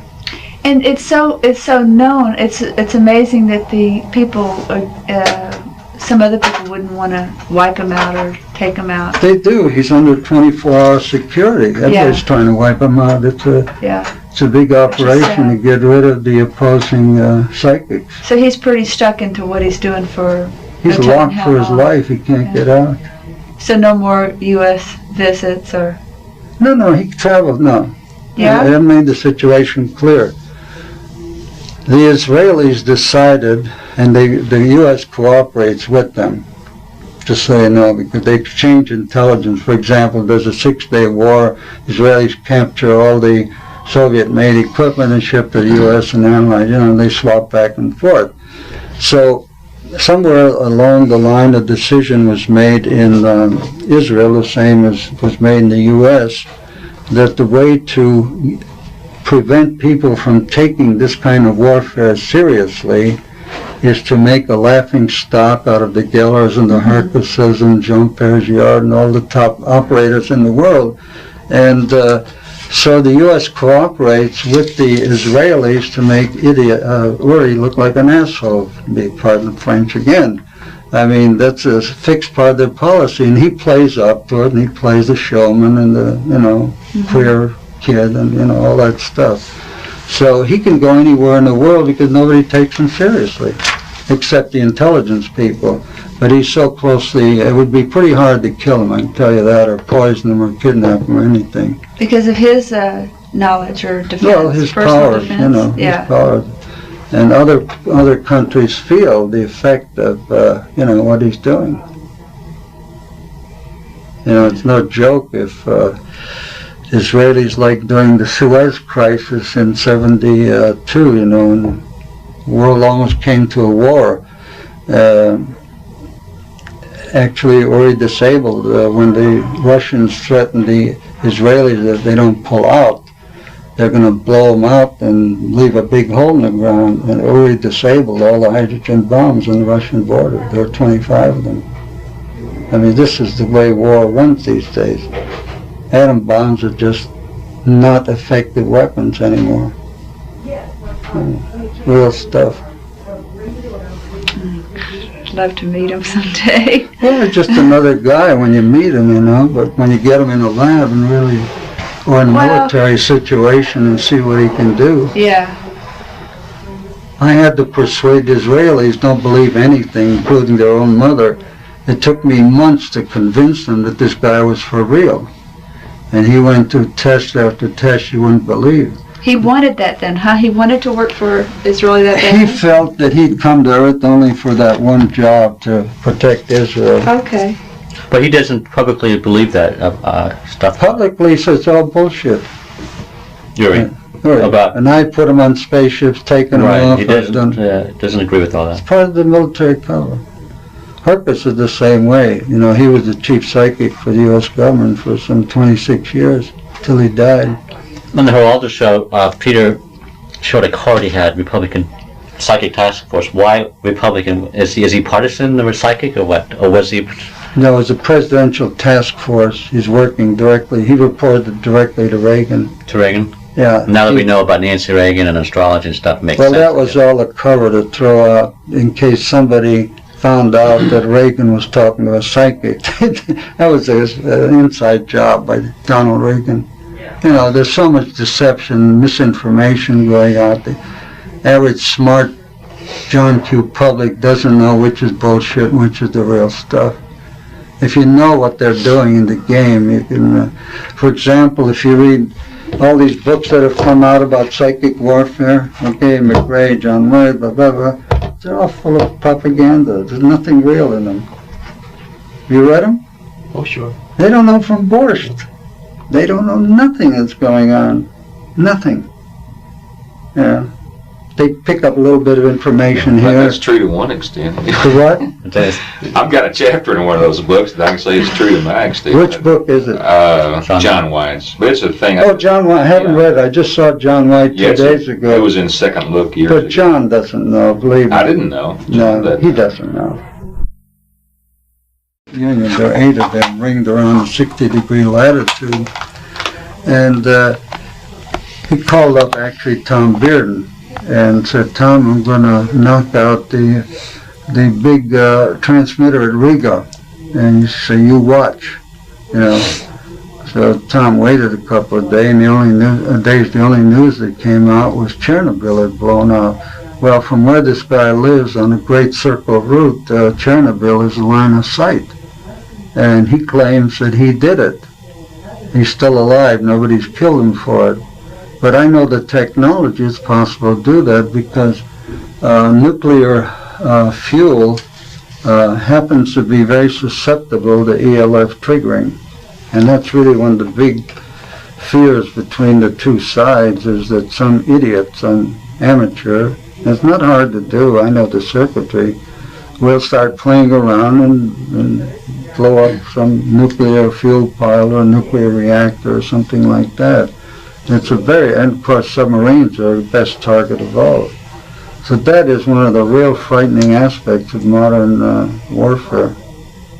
The use of what they call scalar waves that interfere to blow up stuff. Real bad stuff. It's incidentally, and I know you won't believe this, Tesla discovered this method around 1900 of doing interference patterns with scalar waves to blow up things, and he proved it in an experiment in New York. And it's now state of art, and the Soviets have it. They can trigger any earthquake they want, and the U.S. has it. And a lot of these earthquakes that have happened recently, think of Armenia, think of the Quebec earthquake and so on. If you look at the natural geophysical signatures that they used to get on the old drums, they're quite different from the ones that are induced by ELF warfare. I mean, warfare has gotten to a point that it's if anybody knew, they'd go ape that, people in our government, other governments are doing these things. And there's always some idiot around who's going to trigger it, right? That's the way the world is. Some Hitler, some Gaddafi, some characters going to go out in the last big blast. So, Yikes. No, I'm telling you the truth, that these are real things. Yeah.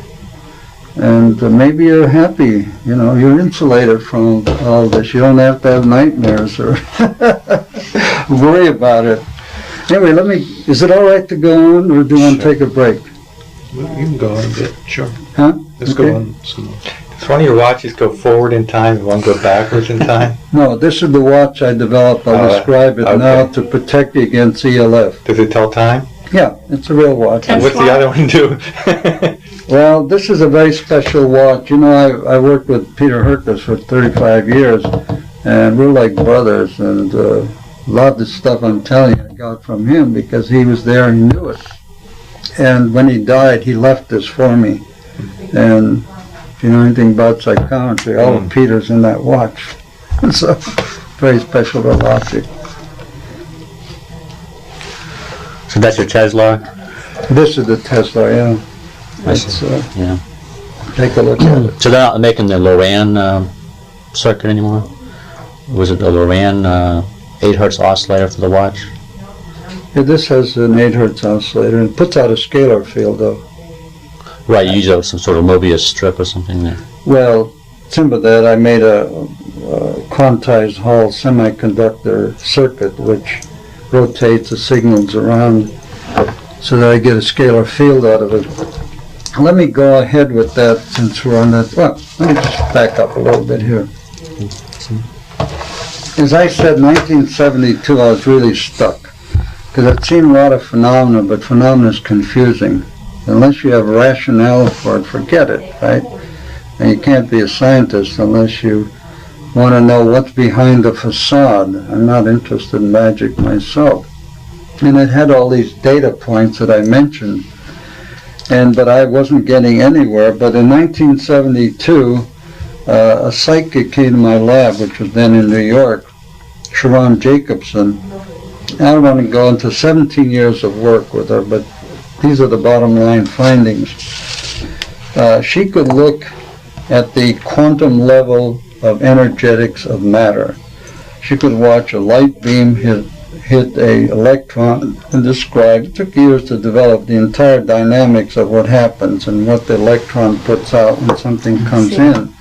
And anyway, I was impressed with her. She's a movie producer, incidentally, in Hollywood. I mean, she's a regular person. Nobody knows she exists as a psychic and all that stuff. Woody met her because they're neighbors, and I introduced them and so on.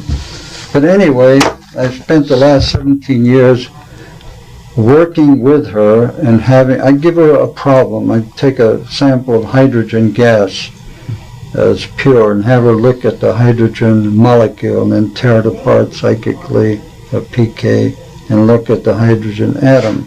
And then I'd have her look at the proton alone and look at the electron alone. And over these years, we've developed a picture of the internal structure. A proton has an incredibly complex inner structure, and I'll give that to you as I go along. But the reason that's important is that the proton is the source of ELF scalar fields, which incidentally are longitudinal waves and not transverse waves. And they are the information system between all particles in the universe, including the particles in our body and between bodies. And with her help, I was able to take healers and have her, when I was working with a patient, now she's an instrument that you can't duplicate, and I would have her look at where the ELF fields, what I was showing you before, are ELF fields, and again, scalars, okay? And I would have her find out where the scalar wave started, and she'd always track it down to a proton in the DNA helix, a specific proton. And she would track the field out through the body to the patient and find out where that field landed. And he asked me the question yesterday, which is a very good one. How do you direct this cockamamie missile, you know? Well, it turns out that ELF works strictly on one principle, frequency. Every ELF field has a frequency, and we can measure them now, and I hope the equipment over at Southwest is good enough to measure to at least 100th, if not 1,000th of a cycle, because in order to get pure resonance between the DNA here and the DNA here, and I'll go into physics of that later, you have to have accuracy to 3 decimal points. And if you want to activate the DNA system, which is what healers do, you have to activate the right portion of DNA that produces the right chemical output for the given disease, whether it be diabetes or encephalitis or bones or whatever. And so that's the thing we worked out. But it wasn't worked out on the bench or on people, because you can't see that stuff. And it took us years to develop good equipment to measure it. But here's what she could see in a nutshell. Hadrons are these massive particles, and we studied particularly protons because they seem to be controlled. She could freeze frame them. When she first looks at them, they're spinning little globules. You can't see a damn thing, right? It's all light from the spin. But I taught her how to look at it and clamp it with her mind, like you would clamp your hand on an object, or in PK you'd affect it, and she could stop it cold. And then she would study its inner structure, and that went on for years because it seems to be a bottomless pit. I can tell you right now we're 26 dimensions away from where we live, because it's as though space had little vacuums, and this is a favorite modern theory, and in that little vacuum you have the spin on various particles, and it's the vacuum, which is not really a vacuum, it's a structure in space. And you have to see it in that setting, and we have all kind of vocabulary for that, and hold it there to see what it does under certain conditions that you trigger, okay? Now, in that internal structure of the proton, she described 3 quarks. You've all heard about quarks, right? And quarks have never been seen, as you know. It's just still a theory, but there's some evidence they exist. Now, what she found out, that quarks were made up of 3, and I'll show you the pictures in a moment, what we call bound wave function. They're spin functions that have a rigid form. In other words, they don't change. And each quark contains 3 of these little spin functions, which we have finally identified after years of work as magnetic monopoles. Some of you may know from your reading that magnetic monopoles were predicted in 1932 by P.A.M. Dirac, who got the Nobel Prize for related work. And we have a very clear picture of the magnetic monopole. The magnetic monopole is the source of ELF fields. And secondly, and this is a very important point, there are 10 of these magnetic monopoles. Remember I cited earlier the little game we played with blocks, kid stuff. Turns out that the fundamental mathematics of the telephone system, dialing and switching, and the little box of 10 pictures, and the 10 monopoles inside of a proton, the source of all information, an incredible switchboard. It can handle an enormous number of contacts with other protons and electrons and so on. Now in the proton, besides the 10 magnetic monopoles she found, and I had to verify everything, and if I didn't understand it, we'd try to set up tests to prove it. The 10 magnetic monopoles are matched by a set of 10 anti-monopoles. They're all lined up inside this little bag model. And I already mentioned the fundamental probability set of 10 plus 10. The 10 work in phase. Now, this appears to be the basic alphabet of the universe. Or let's put it this way, if there weren't instantaneous communication between every part of the universe, and I'm talking about the universe beyond anything astronomers can see, the whole thing would collapse. If one quasar blew up and there was a chain reaction from bodies ready for a collapse, the whole thing could blow up because it would spread. But since there's communication between all particles, there's an anti-effect for every effect. And the entire process works, again I repeat it, by frequency. Every bit of information transferred is a function of frequency. And it's a very narrow band of frequency. It's not very big. It's a couple of thousand hertz, from microhertz all the way up to about 300. The biological part seems to work in a very narrow band, from maybe 0.2 of a hertz to about 15 or 16 hertz. You can push it up higher. 41 hertz happens to be a special notch. If you want to disable somebody permanently, and it's used in all warfare, and I've been a victim of it myself, you plant a little gadget in their bed or somewhere where they spend time, and it'll put out 41 hertz. Unless you have special equipment, you'll never detect it, and slowly it will destroy all the integrity of calcium bonding in your body. And pretty soon the calcium runs out of your nerves, and you begin to get twitchy, and it runs out of your muscles, and you shrink to nothing. I went from 180 pounds to 150 pounds, and I was like 90 years old in about 9 months of radiation from ELF. So I know the whole story intimately, what happened. So you think this came out of calcium efflux studies? The what? You think this came out of calcium efflux studies? Yeah. You know, calcium is a critical element in integrating particularly neural function and DNA function and so on. It's a very critical element. Most people don't think of it that way, but it's regulatory. But I can get rid of anybody I want to. What would you be diagnosed as? There's no diagnosis. In other words, if I you had went to the hospital in that condition, they couldn't tell you. No, I'll tell you exactly what I did. I have one of the best physicians in the United States. His name is Harold Bernstein. He's professor of internal medicine at UCLA in the department. He's also the chief physician for the Saudis. They have a whole hospital in Riyadh that's only for the royal family. It sits there empty all the time. And when they have trouble, they call up Harold, and he flies over and takes care of the problem. They have no damn hospital sitting by for the royal family. But he was a brilliant guy. So I went to him because I go to him every year for an annual, and he has a long, profile on me. I didn't tell him what was wrong. He went absolutely bananas. He could not make a diagnosis. He could verify that the muscles were weak, that the pulse rate was slow, and that the travel time of reflexes was delayed and everything. But he could not understand it, because from one examination to the time I came, it's about 6 months, as I said, I lost 30 pounds, and I was ready for the basket, blubbering case. And the short-term memory went. I mean, it was incredible what happened. I have a whole article that I'll never publish, I'm sure, written what happens when one thing is interfered with.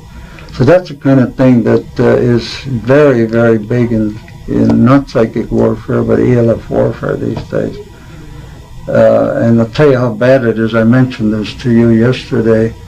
The CIA and the FBI worked together on this, have worked out methods where they can inject ELF in your telephone line, and depending on what they want to do, it should depress you, make you manic, or make you go bananas, or just make you deteriorate.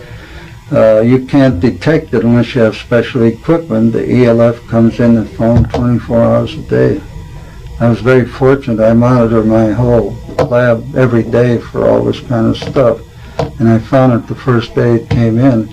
And they had decided to use 6.00 hertz, which shows you in a real deep depression. Anyway, it's rough stuff, but it's real. What kind of amplitude are you talking about for 41 hertz? Since I assume that's ambient in their environment, to have biological effects, I assume you'd have to create some kind of local field that would be strong enough. Yeah, it's very local. How small or how large would that field have to be? It depends. If it's being beamed from Soviet Union and they want to, let's say, hit San Antonio as example, they can take two transmitters and like FM, they can phase array them and point them towards San Antonio. And from Soviet Union, the beam is about 42 miles wide. Very strong. But when I say strong, we're dealing in less than microvolts, number one. Nanovolts. The actual active component is the scalar pulse. Okay? I'll show you some pictures of it. A scalar pulse. And it is down to the level, you know, the new unit of international magnetism is a Tesla. A Tesla, for those you don't know, is equivalent to 10,000 Gauss, which is pretty weak in itself. And so we measure these pulses at about the level of 10 to the minus 9th Tesla. That means a billionth of a Tesla, and usually it's from 1 to about 10 that we can measure. Milligauss? So that's No, it's beyond milligauss. Yeah, milligauss would be nanotesla, so it's it would 10 be- to 20 nanotesla. yeah, it would be a millionth of a Gauss.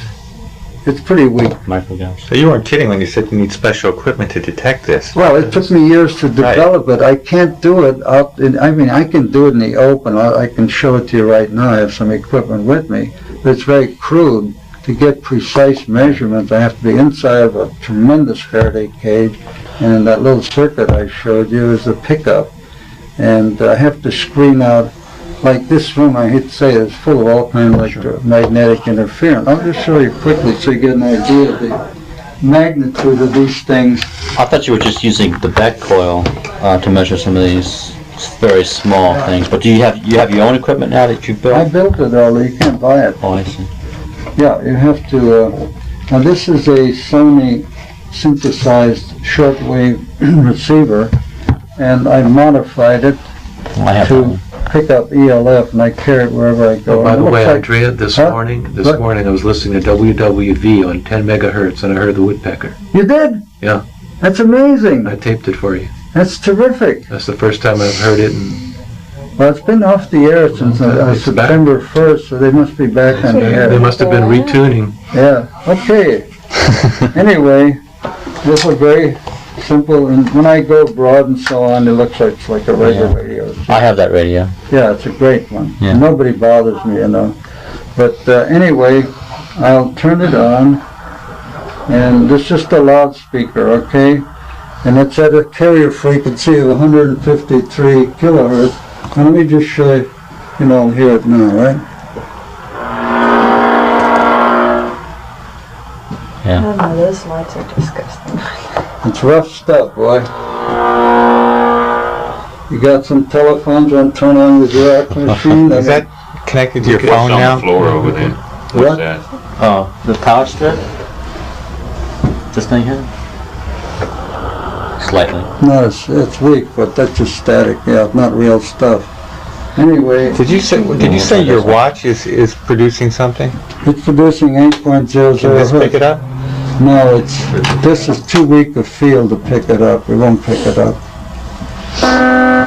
Oh. Well, that's I just think there must be an interaction there. Yeah, I can only measure this in a shielded room. This is not sensitive enough to pick up the 8 hertz. Have to have very special equipment for this. This is what I have a question about, because you said that you were being affected by this 41 hertz field, but according to you, this watch would protect you from anything else. Yeah, but I wasn't wearing it. Oh, you weren't wearing This it. is before I developed Oh, I see. Okay. Well, now I don't worry about things like that.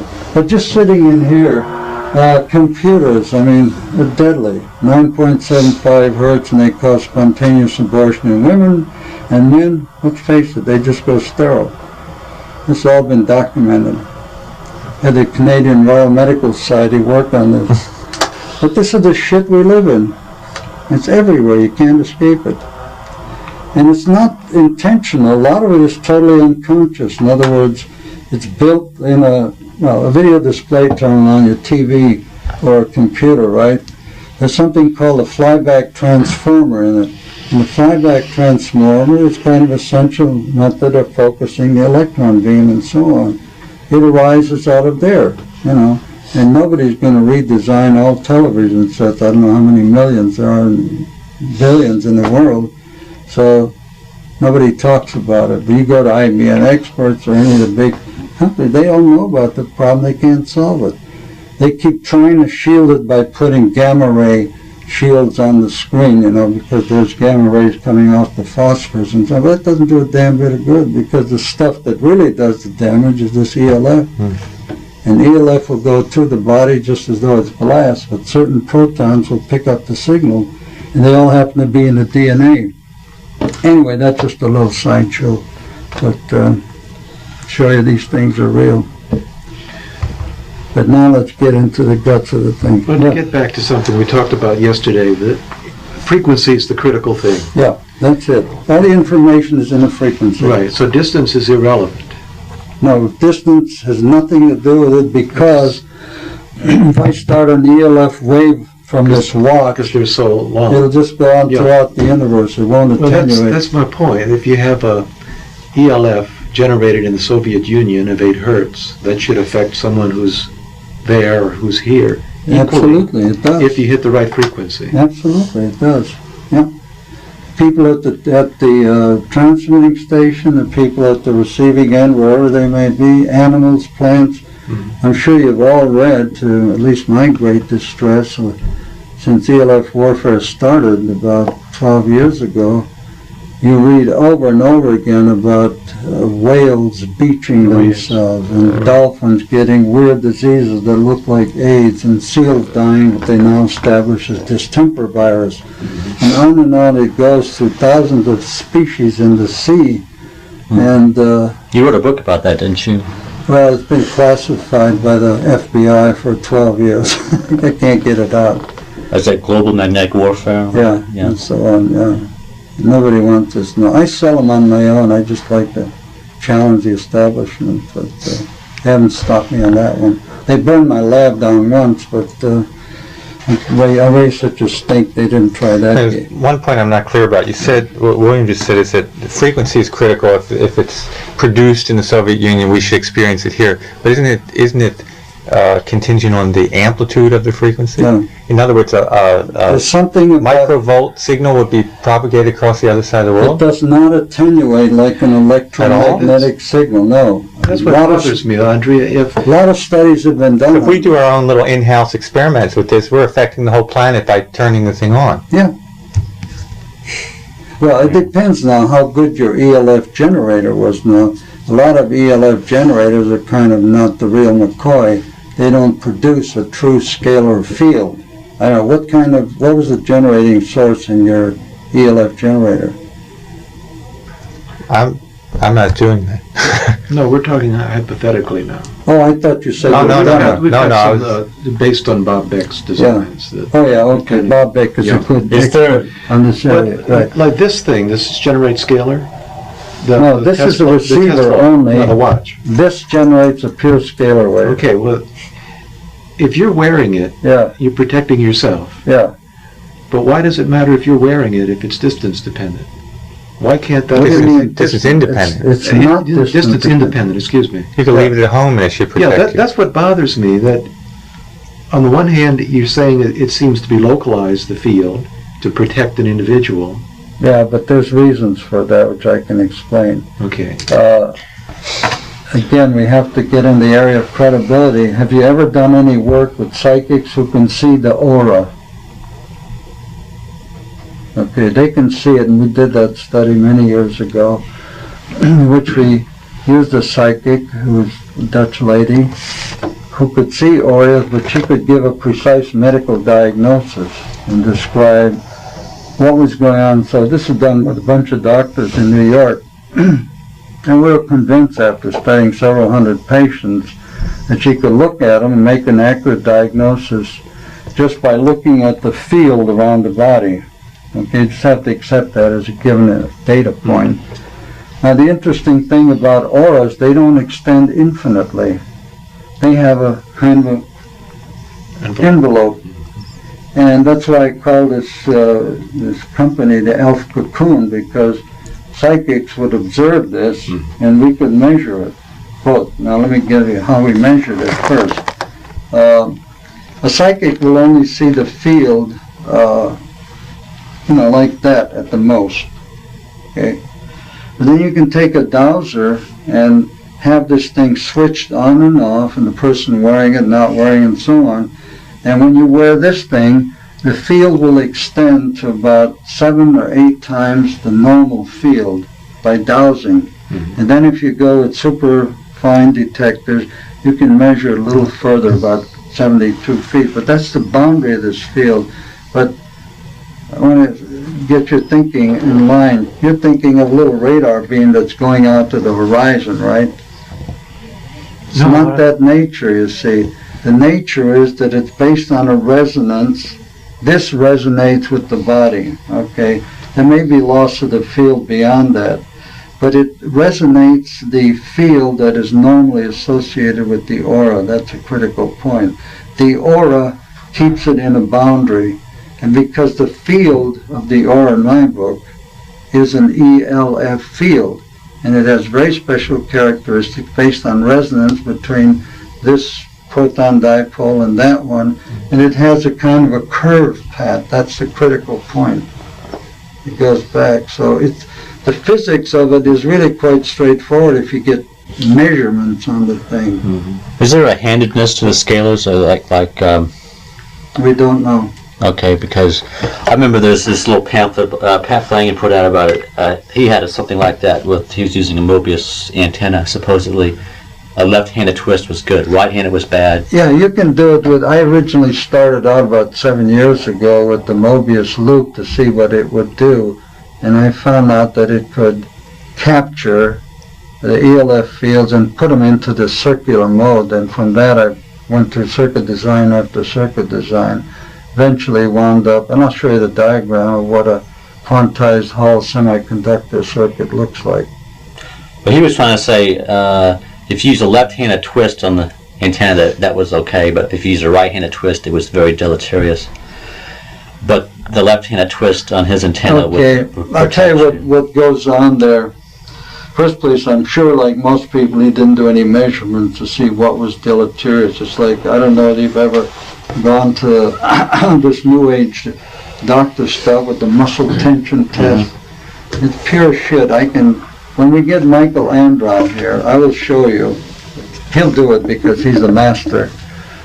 He will take your hand and test it, and anybody can test it, and it'll answer yes or no properly, okay?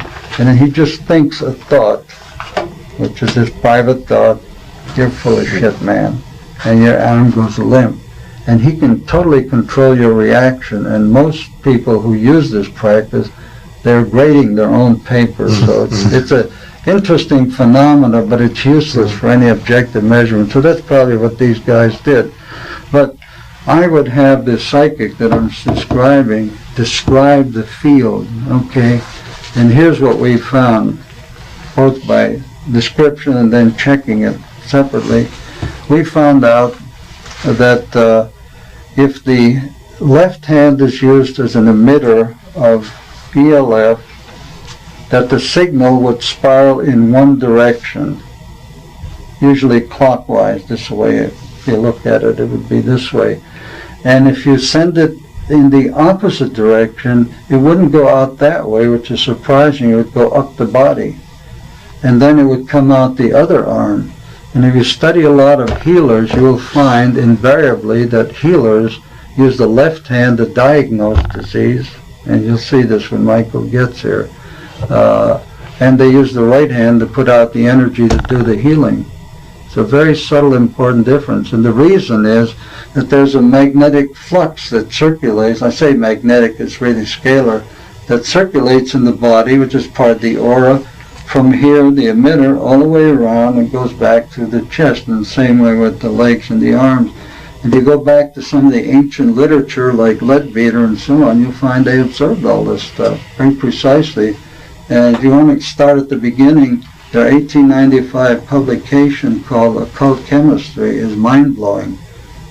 They actually anticipated all of modern quantum mechanics. Nobody recognized it.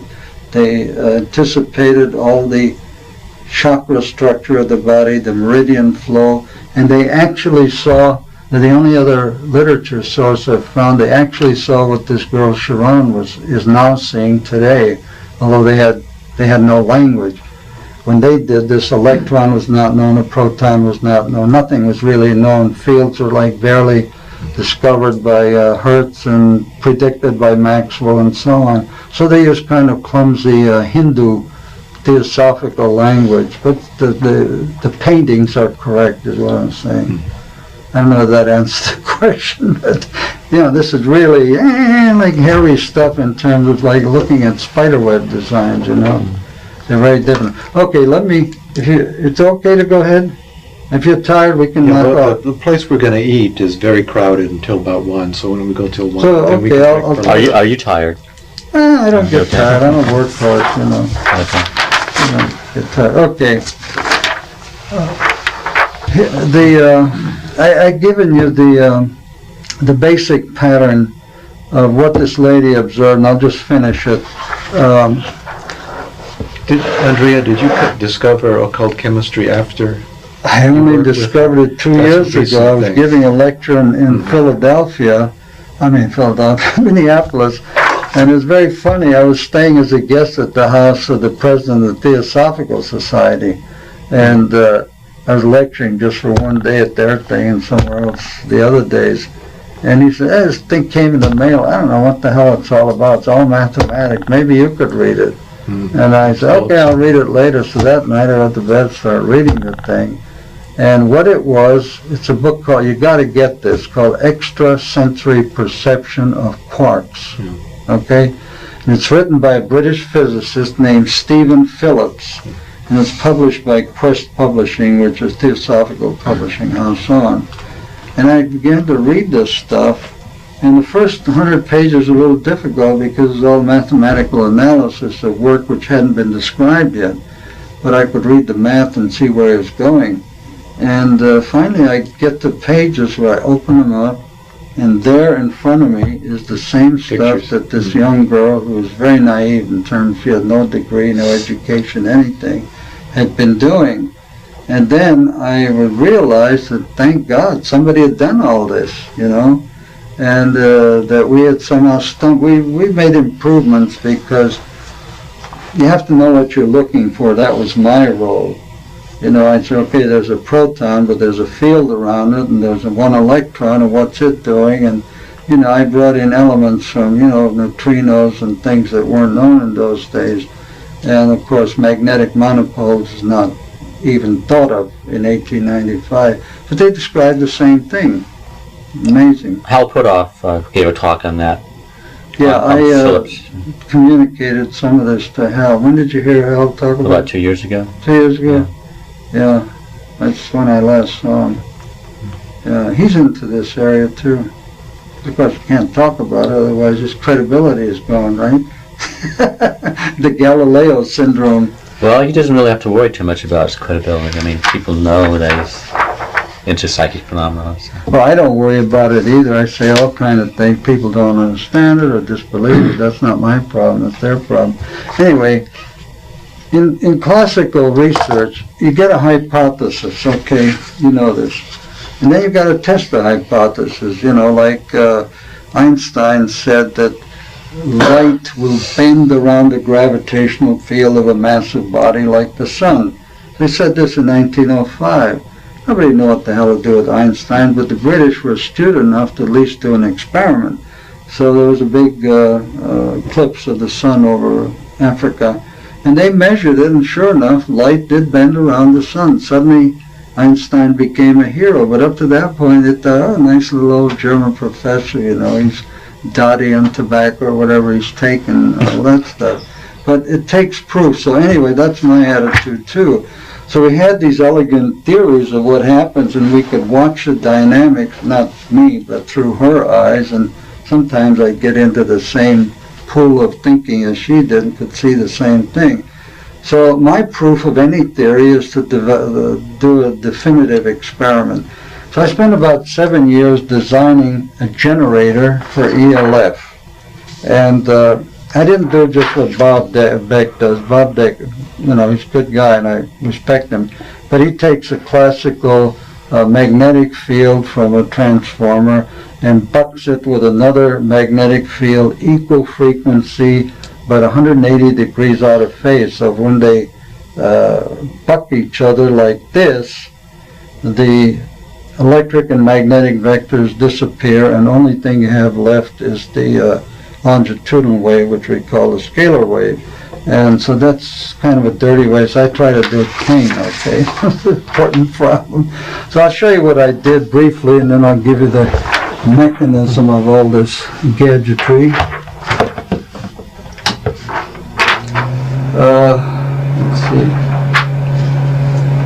Let's see if I can describe. If I lose you, just holler, because we're here to understand each other, right? Okay, what I did, I started out with a crystal oscillator because I wanted a pure electric field. I wanted practically no magnetic contamination. There is some in the quartz crystal, but it's minimal. And it has a resistor here and a capacitor. By fixing these values, it's being driven by a battery. You can control the frequency of oscillation. They're just standard electronics. And out of it came an 8 hertz E field, pure electric field. And this is all measured on the scope. And jumping over a lot of stuff, I built a Faraday cage out of copper, sheet copper, and inside of it, I'll do that. I'll show you what I did inside the circuit. That's unipolar E field? Yeah, it's one-sided unipolar, right? Any reason why you wanted it's very important. I couldn't work with a double-sided field. It had to have one side or the other. Okay, now I'm looking at this now, right? The Faraday shield. Oops. I don't know whether you can follow all this. Eventually, jumping ahead of years of experimentation, I found out that certain watches have a crystal that's designed to be a pure harmonic oscillator. Now, I don't know how many of you know anything about watch design. I find out that watch designers don't know much about it either. But a good quartz crystal, I'll just jump back here, in a watch. Now here's the oscillator I mentioned already. And if you measure the amplitude of a quartz oscillator, the right cut, just to give you a clear picture, I don't know how many of you are aware of it, but if you hit a drum, it puts out all frequencies. I've done spectral analyses of drum. If you hit an iron bar, it'll hit all frequencies in a harmonic sequence, not just one tone. People don't realize the noise spread of these harmonic oscillators. Now the perfect harmonic oscillator crystal, if you hit it at any of these frequencies, either one or up the top here, you'll put out the whole range of frequencies. The difference between one crystal and the other is the amplitude of the various frequency components. So here, let's just say I hit it at one ping once a second, it will oscillate all these frequencies, and these are harmonics, a double of the previous frequency. So you have 2 hertz, 4 hertz, 8 hertz, 16 hertz, 32, 64, 128, 256. The Greeks knew all this from their string studies, Pythagoras and so on. 512, 1024, 248, 4096, 8192, 16384, and all that watchmakers are interested in is this frequency. They try to make it with they try to make it with a large amplitude. All watches in the world are driven at 32,768 cycles, okay? Frequency, hertz. So what I had to do was the following. By this time I was really an expert on Faraday cages. I knew which frequencies would pass, even if they're electric frequencies.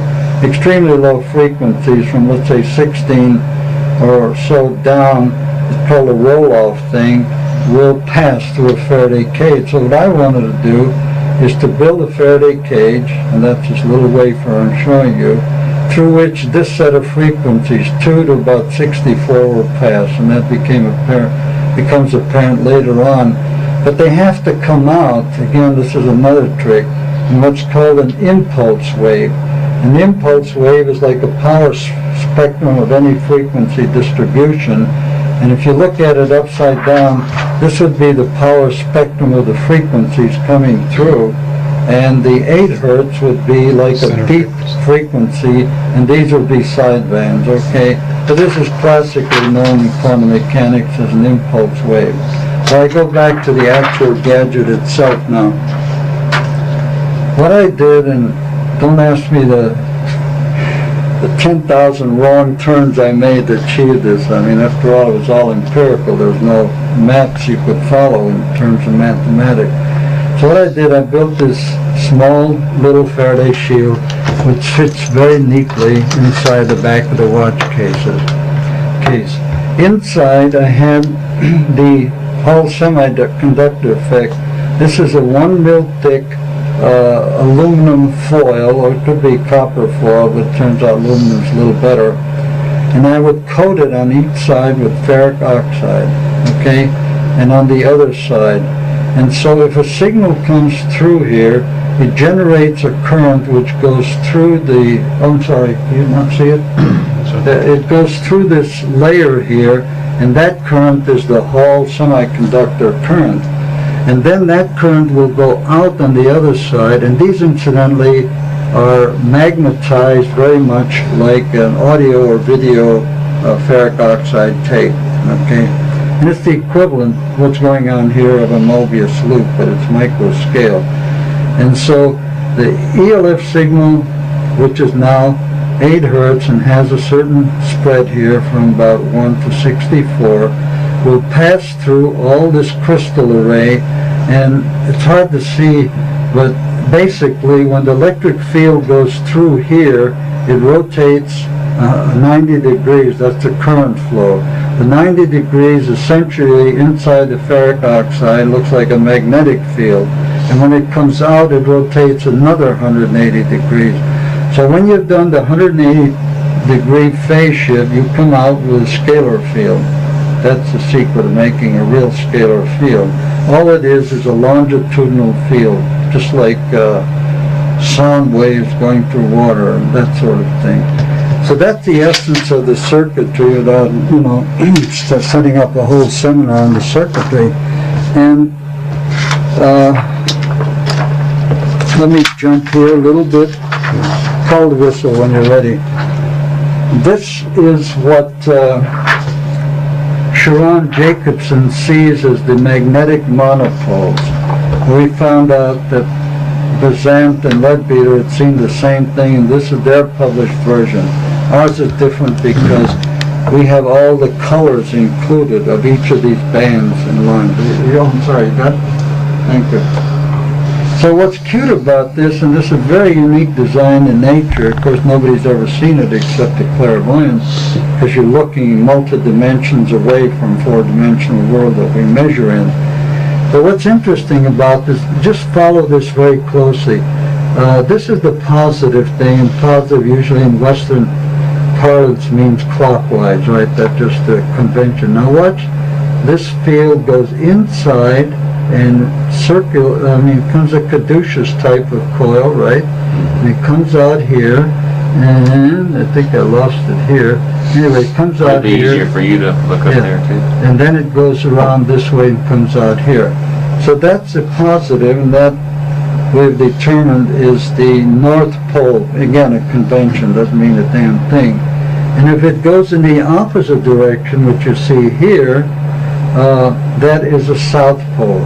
Now what's cute about this, and I really love the intricate design of quantum mechanical level of nature, is that this is a stationary structure. In other words, a stationary wave, like any standing wave.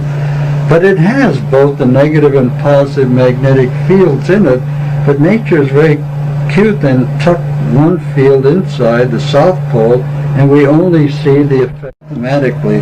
But it fits all the criteria set down for what a magnetic monopole should be.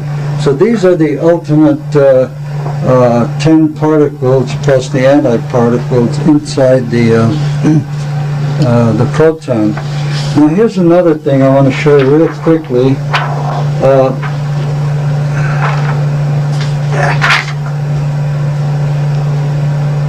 Let me start over here.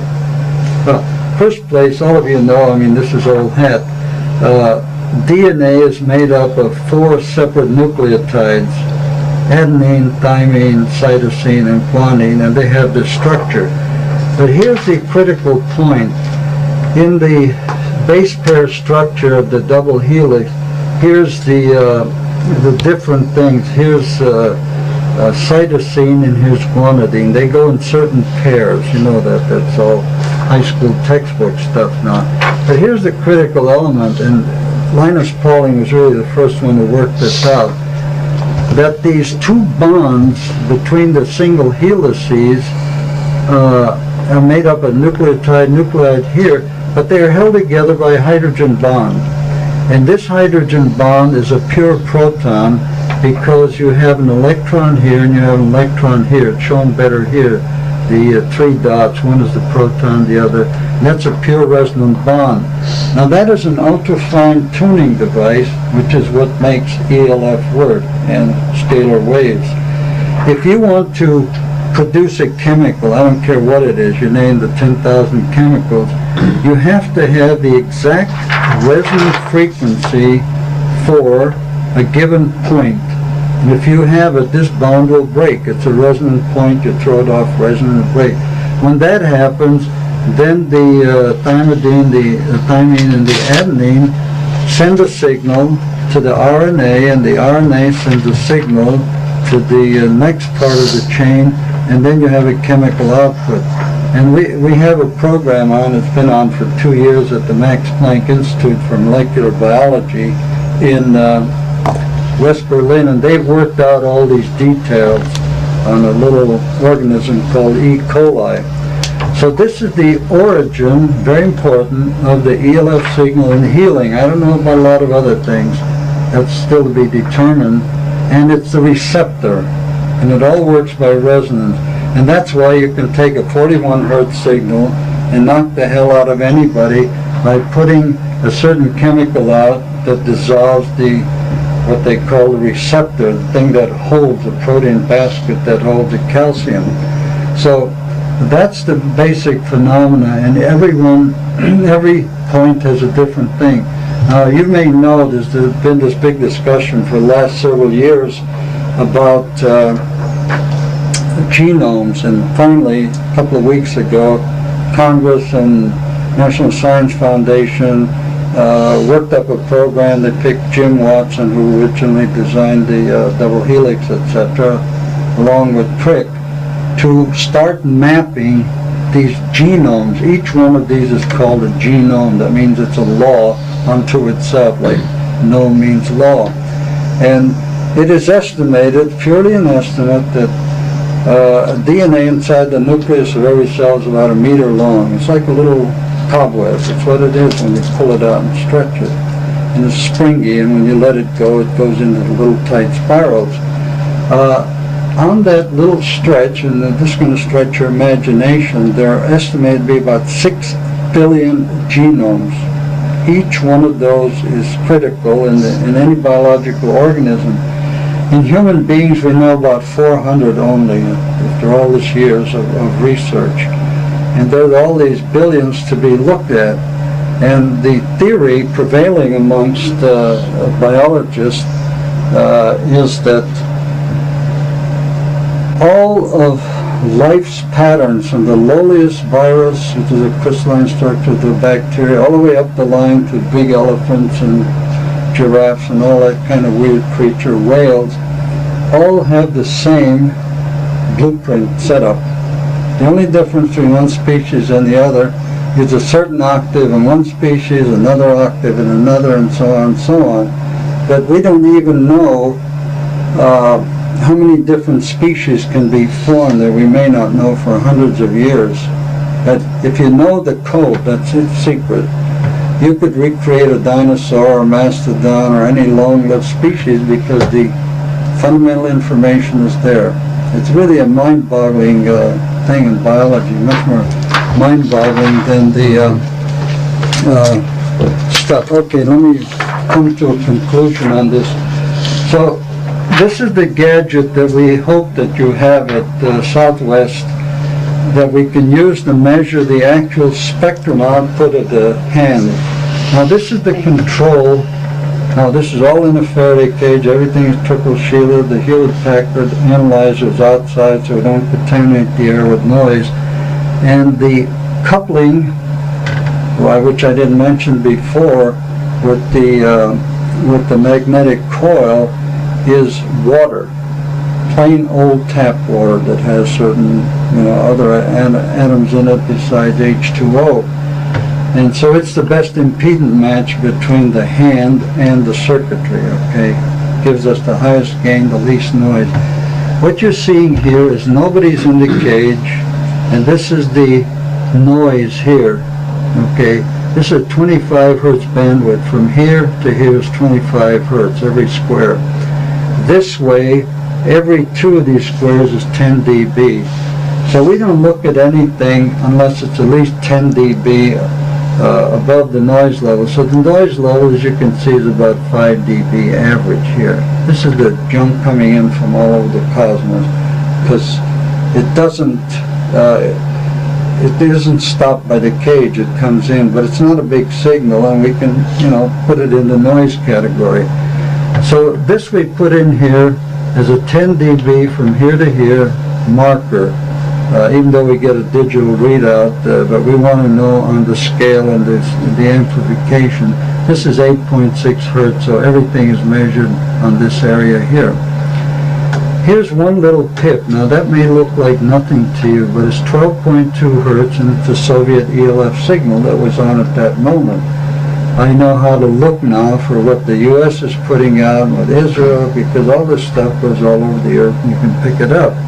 Now the interesting thing here is when a person, this happened to be my hand, puts his hand on the water thing, you absorb this signal in your body and it doesn't show up here, it's gone, and this has been tested thousands of times. So the body is a very good absorber, that's a lesson of that. But unfortunately the signal disappears, which means it's been absorbed by resonance into some part of your DNA, which is the unhappy part of the story. Now look what happens when, I'm not nobody special, I'm a lab worker basically. And you see here that I have peaks at 6.3 hertz, 7.3 hertz, and this is again a marker signal that we put for this experiment, so that one doesn't count. But now look at a healer. This is a healer who works in my lab, a young lady who's been healing for a number of years. And look at the signal in her body. We're starting here with 0, and at 3.1 hertz we have practically 10 dB, about 15 dB gain, a very narrow peak. Okay. At here, 6.2 hertz, she has another peak, but there's a little sideband which we didn't specifically measure. And then we have, at the bottom here, we have 7.0, here we have 7.7. We're looking at both the positive and negative phases. And over here, she has, which I didn't mark, right here there's a 9.3 hertz signal. This again is a marker. So interestingly enough, in this healer you have a harmonic sequence, which is a half harmonic, 3.1, 6.2, and 9.3 hertz here. And so on it goes with the studies, and we'll be looking at a lot of these if we get this thing launched here. What comes out of the healer, and most important, the resonance, like I showed you the chart of the 8 hertz with the healer and the Healy. We want to see if these frequencies really drive the DNA of the person who's the Healy. And then we want to know another more subtle thing, we may not have the equipment to do it, to see if when the healer touches the Healy, whether they're sending out distress signals, something's wrong with my liver, something's wrong, blah, blah, and whether the ELF's picked up by the healer and then retransmitted back to make a spectrum for that given disease. We don't know all this stuff, you see. A lot to be learned, just on the first rough cut through the bush. Okay, one last point then. I have a question. Would the hydrogen bonding and the water change during this? When the healer... It does change because people like Doug Dean and a few others I know, and there's an enormous 6-volume work by a guy named Felix Frank. A lot of studies have been done about the resonance at ELF frequencies, and a guy at MIT, I don't remember his name right now, published a work in which he found 10 hertz resonance in water samples. So that we know is a peak line with the experimental setup he had. I just assume, I don't know for sure, it's hard to measure, well, let me put it in another way. I just want to answer your question clearly because it's a very important question. I work with a healer in Israel whose name happens to be Israel Carmel. And I started working with him, God, I don't know, about 1974, and whenever I go to Israel, I catch up on data and so on. And he found out quite by accident that when he held a bottle of water, it happened to be Avion water, had nothing to do with it, we just happened to have it, that by accident one of his patients thought he had told her to take it home, and she had a real bad cerebral problem. And she came back about 3 weeks later and said, oh, that water was wonderful. So what are you talking about? I said, well, I thought you left that bottle for me on the entrance. I said, no, I didn't leave the bottle for you. So, well, I took a little bit of it every day, and anyway, checked her out, and her cerebral problem is really kind of probably an early onset of Alzheimer's, I don't know for sure. And so he began to experiment with it. So he called me up excited. I said, come over to the United States, get in the lab, and we'll measure what you do to the water. And we found out that he did imprint an 8 hertz signal on the water, okay? And I have stuff on the shelf now for about 2 years to see how long it takes to decay. And I've done my own experiments now from a purely medical point of view of checking the validity of what he does in Israel. And most cases, I'd say 9 out of 10 with all sorts of weird backgrounds will get well by taking about 3 teaspoonfuls of water a day. So something happens and it lasts, but again, we don't have a lot of precise data on it. Like the kind of stuff that would be done by a classical physicist in terms of measuring the spectrum of all sorts of things. Douglas Dean's work only had to do with the OH bond bending of the bond angle. He never looked in the ELF, but I've talked with Douglas recently, and he's going to try to get somebody in, he's up in Princeton to look at it with an ELF spectrometer and see what happens. There's a lot there to be done that we haven't done yet. Yeah. If this water can, once it's imprinted with an 8 hertz signal, can actually have some kind of physiological effect, wouldn't it logically, isn't it possible to overdose on it? If you drank the whole bottle, could it have deleterious effect? I'll tell you what, if you take too much, and I've only gone up to 1 cup, 8-ounce cup, you get a massive diarrhea. The body wants to get rid of this stuff. And I've had people on that, and all they have is toxicity from diarrhea, loss of fluids and salts and so on and so on. I've never seen everybody, pass out from it. But you can't overdose. That's why we worked out this dose of a little teaspoon. The other thing I wanted to ask was, before you said I have to go. I'm sorry. I really wish I had some questions. Would you ask them for me when you get a chance? Think You're about not it. going to have lunch with Ask us? ask the one that burns it the most. I'll answer it real quick. What's the one that bothers you the most? Oh, you couldn't answer my questions real quick, but not these Why? questions. I really wanted to hear some more about the experiences you had with the extraterrestrial. Oh, that's a whole different I know, story. that's what yeah. I'm saying. It couldn't Yeah. be quick, but it was Yeah. something I like to follow. That's a whole universe in itself. Well, I mean, I'll never hear it. But, Oh, you have to leave? You're not coming yeah, back? well, how long are you going to be here? Well, I'll leave tomorrow, right after lunch. Will this meeting continue this afternoon, or It's up to the probably boss not? here. I think we're, You're going to disband? yeah, I think we're... Why don't you come back sometime? This afternoon? You're from Surf, are you? Or? No, here. Nothing but Oh, you're from here? Oh, I Yeah. see. Break all your other appointments. Come Yeah, on. you think so? Okay, well, I certainly work on it, and I'll give a call and see if you guys are around, and if so, I'm going to come back. I have someone that can take over maybe about 2 or 3 if y'all will still be around. Okay, Do you mind talking about that with me? I don't mind. I mean, Oh, all my my God. colleagues will think I'm crazy, but, That's you okay, know. let it It's okay if they think that. I'll see you later. I'm used to it. Doesn't bother me. It's okay.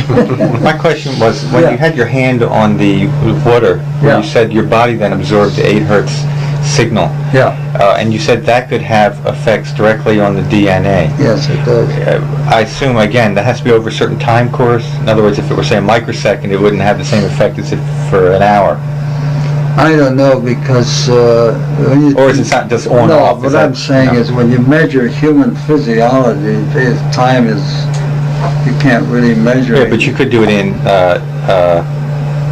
situ, like put in the cells in the test Oh, tube a and... lot of studies have been done. That study is done in Max Planck Institute that I mentioned, and they probably have data on the reaction time because it's a Petri dish and it's a E. coli, which is very well known, and they radiate it for a certain period of time, but they don't time the how long it takes because it's a mass reaction thing in which they put in the ELF and then the chemicals come out and they analyze them spectroscopically and then they project them immediately on a huge screen that shows which part of DNA was activated. But I don't think it was relevant yet in their studies, the reaction time. But then I assume if you sweep across the whole spectrum, then you get different chemicals coming out for every... It's like a signature of every frequency. Right. And then, no, it's much more hairy than this. It's a miracle we're alive, isn't it? Well, I worship DNA. That's my religion because I want to meet the little old guy up there in the sky somewhere who's designing this stuff for billions of years, you know. It's incredible. Yeah, it is. And it's just plastic, rubbery, watery stuff, you know. But it's got such integrity. You know, we don't evolve very much in 1,000 years, you know. We don't. And very few creatures evolve quickly. And it absolutely amazes me that we don't get wiped out by just, let's say we're in the caveman days and we're sitting around inhaling smoke all day and whatever weeds we can find out there and the dampness and the fungi. And you know, man hasn't really changed that much since caveman days from skeletal evidence and so on. You go back 40, 50,000 years, yeah, there's been some change. But the durability of this weak little jelly is just incredible. I mean, it boggles my mind.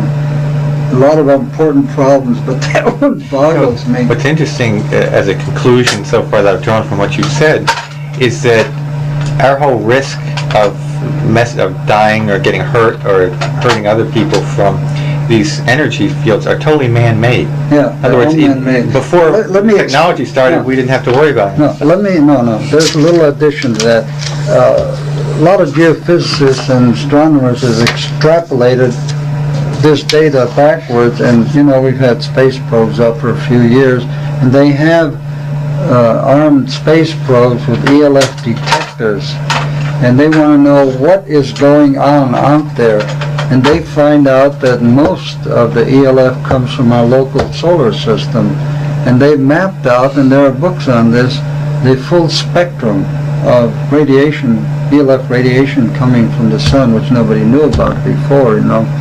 And it runs to about, God, I'm thinking, 1/10,000th of a hertz, frequency-wise, up to about 300 hertz. That's what's radiating out. And the Earth happens to be a weird cavity resonator, which resonantly absorbs around 8 hertz. It fluctuates up and down depending on how many protons and the charge on the Earth's field and so on. That's the Schumann resonance? Yeah, it's called the Schumann resonance, right. And you get different measurements on that one. And So the sun is a pulsator. yeah, it's a generator because it is a huge fusion engine in which nuclei, protons, fuse into helium, and tremendous energies are extracted. But from the proton, all the radiation comes out that I'm talking about, the ELF part. But I just want to wrap up this so you have some kind of coherent idea what the hell we're talking about. Here's this wound up in a unified field theory, by the way, which is what I gave at the physics conference in Bermuda last spring. Then this is diagrammatic. This is not what the psychic sees, but, being a scientist, I have to put in a little box and put a ribbon on it. So anyway, here, right here, is a circle, and this represents the globular form of the proton. And it's spinning. You have to stop it to see this. And if you make another circle here from this point and another circle here from this point, you get a field, a radius of a field. Now let me go through this carefully and quickly though. We have inside this structure, when you're looking at it from the top or from the side, it's a bladder, like a circular bladder or blimp with a peak at each end. But Sharon gets inside here and looks out all directions to see what, it's a wondrous thing just to get her observations. And she finds that there are magnetic monopoles in certain quadrants, like here's a magnetic monopole, which come in sets of 3 and they have a certain geometry. And then there's another 3 here and another 3 here. And there's kind of a blank spot here. And then in reverse order, there's anti-magnetic monopoles here, here, and here, and then there's a blank there. All that makes for very complex physics. Now the interesting thing to me is that we can draw an axis here, which is the space axis, and an anti-space axis. All permissible algebraically, but in real life, you got to find it. And over here is time, and anti-time, forward time and reverse time. So these magnetic monopoles that are sprinkled here, there's 10 of these and there are 10 of these, but only 9 are inside this shell, and there are 2 out here, 1 here and 1 down here. They're what are called free. These are bound in a rigid geometrical structure. So this is the electron, and I will go through this thing in serial order why it's a unified field theory. A unified field theory means that you can describe all the forces of nature from one starting point. And the starting point happens to be right here, the space axis.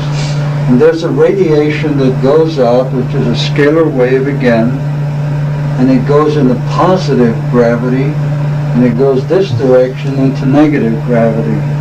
And it's a scalar field that, goes throughout the infinity of space. But it has one function. It always holds one proton to another proton. So you can imagine an infinite web of spider webs going out from the Earth into all directions, 360 degrees, and connecting with the nearest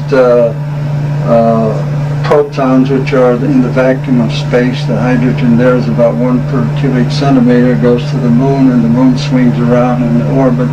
So all the laws of motion that Newton developed, you could start developing from this one point. So that's the first law, first force of nature.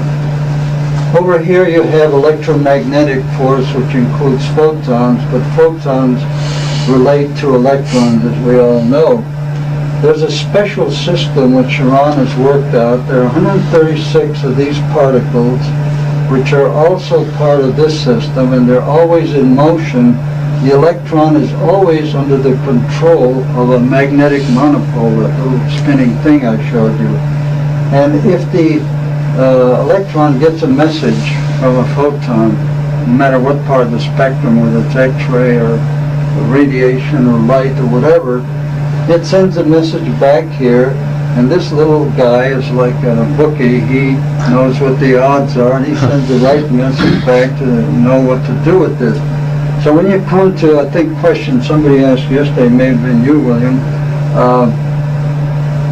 what's the role of light therapy in healing? What's the role of electrons, like electrical forms of therapy, and so on? They're all part of one system. And there's a guy in Germany, what's his name, who does all the light work? Fritz Popp, yeah. And he's brilliant. I know him personally. And he's looking at this stuff only from photons bouncing between electrons. I finally have explained this whole system. Now he's looking at this as part of the overall envelope. But photons by themselves do things, electrons do something, but it's because they always connect back to the central computer in the little proton. Okay, that's number 2. Number 3, this is the boundary. It's a short near field. I mean, physicists all accept that, of the nuclear weak force. It only goes out so far and then it terminates, it drops off. And that's a source of gamma radiation, X-rays, all that stuff. Over here is the boundary of the 4th force, which is the nuclear strong force. And in here is something called a Higgs vacuum, which is very important, esoteric in physics. And over here, the formation of neutrinos. Now the interesting thing, according to Sharon, we can't prove this, and when she looks out, the information coming as an ELF field from a magnetic monopole is only effective if it passes through what she calls a wall of light, which is like a refracting or reflecting body, and although it has no physical structure, just fields, and that's a whole separate problem. It has to go out at a certain angle, and the angle of exit and entrance is the information as far as this system here is concerned. So we've got a whole study, and that's why we've got to put this all in a computer, because you're looking at a situation like the 3 Marx Brothers running around. I mean, it's a hell of a job to keep track of them, but they do interact. Now the bottom line, at right angles to the gravitational field, is the 5th force, which we think is a real force because it's related to the massless scalars. That's the physicist's word for it. And it goes in the forward time and it goes in the backward time. So that in a nutshell is the scheme, and I could spend weeks on discussing it, but to just give you a little picture of where our work has come to. And from this, and with a good computer model that we can generate and check all the equations, which is the real purpose of the computer model, we can pretty much describe everything that we have to know at this time in human evolution. I mean, from that diagram, I can explain just about anything that puzzles us, whether it's metal bending or levitation or all sorts of things. It all comes out of that little model. But that's a good background for the experimental research we do. If we have a real problem, we can always go back to the model and test the model and see if it works. Now, how you like that for a grand slam, huh? I didn't do it. This little kid did it. Well, she's a grown lady now. I want to see how you Huh? I want to see how you can present that scientifically and reference your source. Oh, I did already. I went to an international meeting, physics meeting in Bermuda last April, sponsored by Temple University, and they had 4 Nobel laureates and 17 world-class physicists, all the top names you'd recognize. And I not only gave this paper just from a physicist's point of view, but I had Sharon there, the lady who sees all this, and she was the hit of the show. You know why? Not because she's pretty and talks well and all that, But because she's a new tool, it's like giving the scientists a new telescope looking deep into the heart of matter. And everybody hounded her for 2 days. Every Nobel laureate wanted her to solve his problems immediately, you know, like, I can name a lot of names, but no, she was nobody fought the thing. It was amazing. Well, there was one guy who fought it, and it was an Israeli, and he was pissed off because they think they're the best in the world on psychic warfare operation, and they're afraid that I would give the secret away of how all this stuff works, and then their monopoly would go. But he was he was just a little noise, like a fly buzzing around. It wasn't a big deal. But the people accepted it. And we're really, you know, we had a lot of animated discussion, but they're creative, constructive. So I mean, I guess they like the fact that it's all verifiable. Well, what they like is the fact that the reason the conference was called, I mean, these are people who had worked with us, who had seen Geller, who worked with the Space Kids and so on. And, you know, they had done, like John Hastert and David Bohm, a whole bunch of people I could mention, but they had no explanation. You know, that's what's missing. And so this, for the first time, gave them concrete theoretical predictions which they could check in the laboratory. You know, that's the important thing. And that's what they really like. You know, every good physicist wants to have a theory that he can shoot down. I mean, that's the beginning, and if he can uphold it, you know, he's happy. It's very exciting stuff. I guess you follow some of the Bohm or Aharonov experiments lately. Oh, sure, I know them very well, both Bohm and Aharonov and so on. And I pointed out the critical flaw in their experiment, you know, the coil thing and so on, that it doesn't really differentiate between local and, you know, so-called distant effects, because they're dealing with ELF that they hadn't thought about. And it explains a lot of the contradictions that people have found in the Bohm-Aharonov experiment. But no, Bohm couldn't let go of Sharana. He followed her around like a little puppy dog. He said, you know, because he's the, you know, big quantum mechanical theoretician. Yeah. You know, he's a lovely guy besides. Anyway, fellas, I'm sorry to kind of take all this time and bore you with a lot of stuff, but that's very much appreciate all of that. Well, good. I'm glad we got together on it. Yeah. Present that to him. What I like to wind up with, you know, this is a lot of talk, basically, right? But I think a good computer-generated model can be projected on a video screen. Not only shows what you're looking at here, but the actual dynamics, which are, I mean, this is not a static system. And then you can generate the equations to explain the particular dynamics. And you can't get an overall, you know, equation like Stephen Hawking's, where there's omega equals 1 for the constant, the quantum constant of the universe. But at least you can see how the parts interact. That's the main thing. Anyway, maybe we'll get our discipline on solid scientific ground finally after 10,000 years of watching, you know, witch rites and ceremonials and all that stuff.